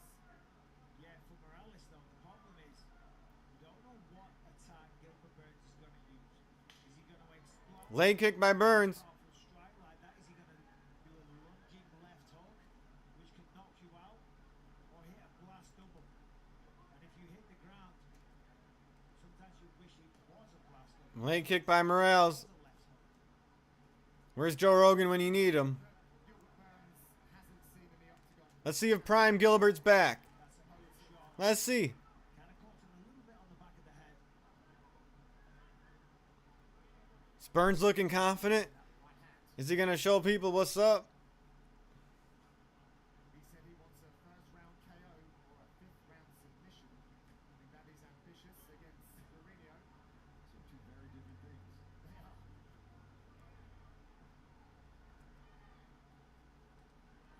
Yeah, one thing we have to mention though is at 38 years old, you are starting to slow down. It's just a reality. Yeah, Burns is 38. He is. I mean, Time of his life. I don't know if he's in his prime. Let's see. Morales still being patient. Oh, right hand by Morales. Beautiful right hand and great footwork as well. Backs up, Gilbert Burns, and then maintains the He looks like a weight class bigger, yep. right hand left up for Gilbert Burns, gets through. Burns throws those overhands. Yes, he does. He doesn't set up combinations or stuff with jabs or anything, you know? Morales does not look intimidated by the occasion. A lot of overhands. Or like a lead hook, then an overhand. But his mum in town in the crowd tonight, so that adds a little bit of pressure. She's in fact a decorated judoka.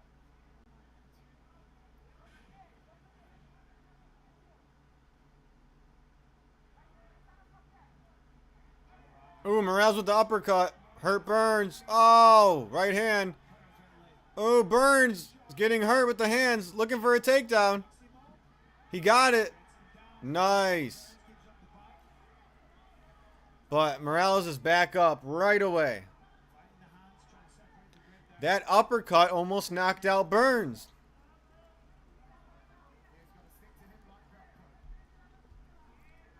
It almost knocked him out.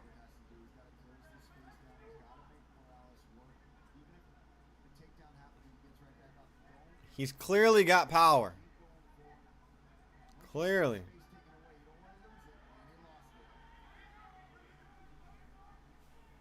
Oh, oh, he's hurting him. Oh, he's done. Gilbert Burns is done. This is it. What? Gilbert Burns grabbed his leg? What? There's no way he's surviving this. It's done. It's done. He won in round one.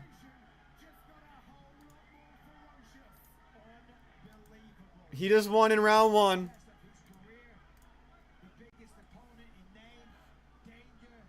What? Damn, that crazy. That easy. And Sean Brady went all 5 rounds with Burns. And JDM had 3 back and forth rounds with Burns. Whoa. But I kind of knew this was going to happen, you know. Burns was kind of losing momentum.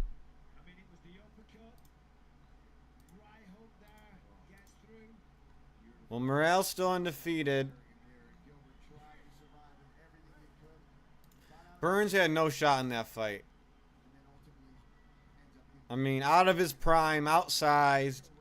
He had everything going against him.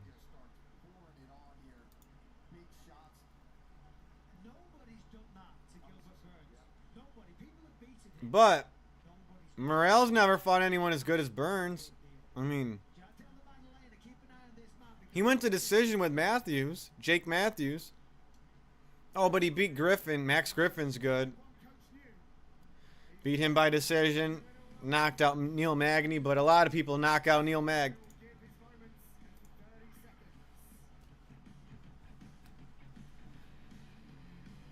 Yeah, all right. We don't need to see Gilbert Burns get sacrificed like that. You know, Gilbert's not going to be winning against the top guys. You know? So Morales is probably going to take his spot in the rankings. You know? Yeah, Morales is going to take his spot in the rankings. So where's Gilbert Burns? He's at 8.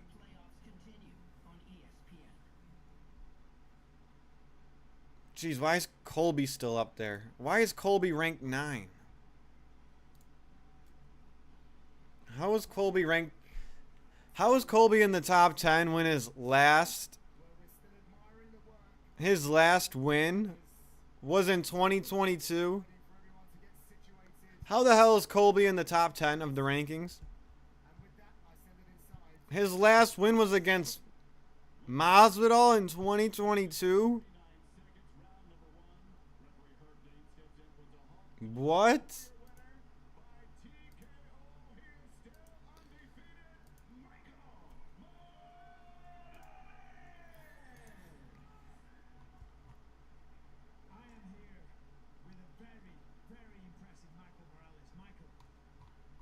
He's going to be ranked 8 after this. We knew you had a bright future. Taking on the Yeah. toughest test of your career, you made it look easy.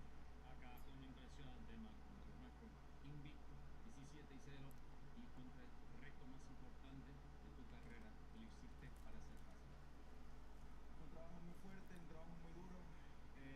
Todas las peleas para mí son duras, son difíciles. Estaba recontra nervioso en el camerino con mis entrenadores. Pero se hizo trabajo, me dijeron que confiar en mí. Did Gilbert Burns take his gloves off? Maybe he should, you know? Maybe he needs to take those gloves off. Lo hice, presioné, hicimos un excelente. He had great fights, you know? Gracias a Dios para todo Ecuador y a mi mamá que está aquí presente. This was tough work, hard work, always. And I'll tell you what, every fight to me is tough, and I always feel nervous. Actually, very, very nervous back there in the locker room. Is this guy trying to do the O'Malley here? Trust yourself. Is Morales trying to do the O'Malley here? And we put in the work and we made it happen. You know, my mom told me this, my grandma told me this, my mom is right here, and she said, put that heavy hand, and the rest will be history. And I just, this is to my mom. She's here, and she's right there. Well, that's great advice from your mother. Let me say, with that performance, you have just put the entire All right. welterweight division on notice. So, 18-0. he's ranked 8. He's going to be ranked 8. He's going to take Burns' spot. Who does he want? Who does he want? Y ahora, bueno, después de un performance como este, 18-0, ahora todos los Who would he be good against? que vienen por su Yo siempre estuve alerta con todos los welters desde que entré a UFC. Leon Edwards. Leon Edwards.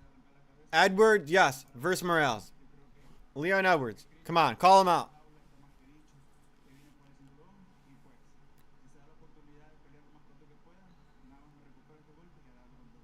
Listen, I knew that the whole welterweight division was going to come out for me. They knew there was going to come in like sharks. Everybody that tried to take my head off, but I'll tell you what, I'm always ready, up, ready to go, and wherever they want me to fight, as long as I'm healthy and ready to go, I'll be ready for them. Did you want to say something? Mamá, esta victoria es para ti. Te la dedico con todo mi corazón. Espero estés orgulloso de tu hijo. Estamos logrando muchas cosas. Vamos a Ecuador con la victoria y pues nada más que decirte que estoy agradecido de ser tu hijo. Te amo, mamá. Mom, this victory is for you, just for you to know that your boy is doing some great things. This is for you. We're going to go back to Ecuador with a win. This is all for you. Thank you. Doing big things for your mom and for the people of Ecuador. Yeah. Congratulations. Morales, all right. You know what? Gentlemen, Michael Morales. We need to see Morales. Since Morales, I'm assuming, is going to be in the top 10 now. What the hell is Colby doing in the top 10? What is he doing?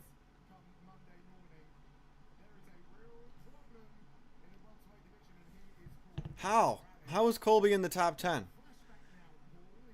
All right. I'm thinking Morales versus Leon Edwards. Yep. Unless you could think of a better fight for Leon Edwards. What are you going to give him, MVP? Okay, I'll take MVP versus Leon Edwards over that. Morales versus, I don't know, Wonder Boy? Maybe. But damn, as a card as a whole, if you look at this card as a whole, we lost the co-main event. We had a predictable finish. Yeah, Michael Morales looked impressive, but we all knew it was going to happen. So, one standout fight on the main card, which was the opener, Rosa versus Costa. Other than that, Jared Gordon stand out. You know, he stood out. We had some finishes, but a little bit of a lackluster Apex card. And we got another Apex card next weekend. Oh, I got to get out of here with all these Apex cards. I'll catch you guys.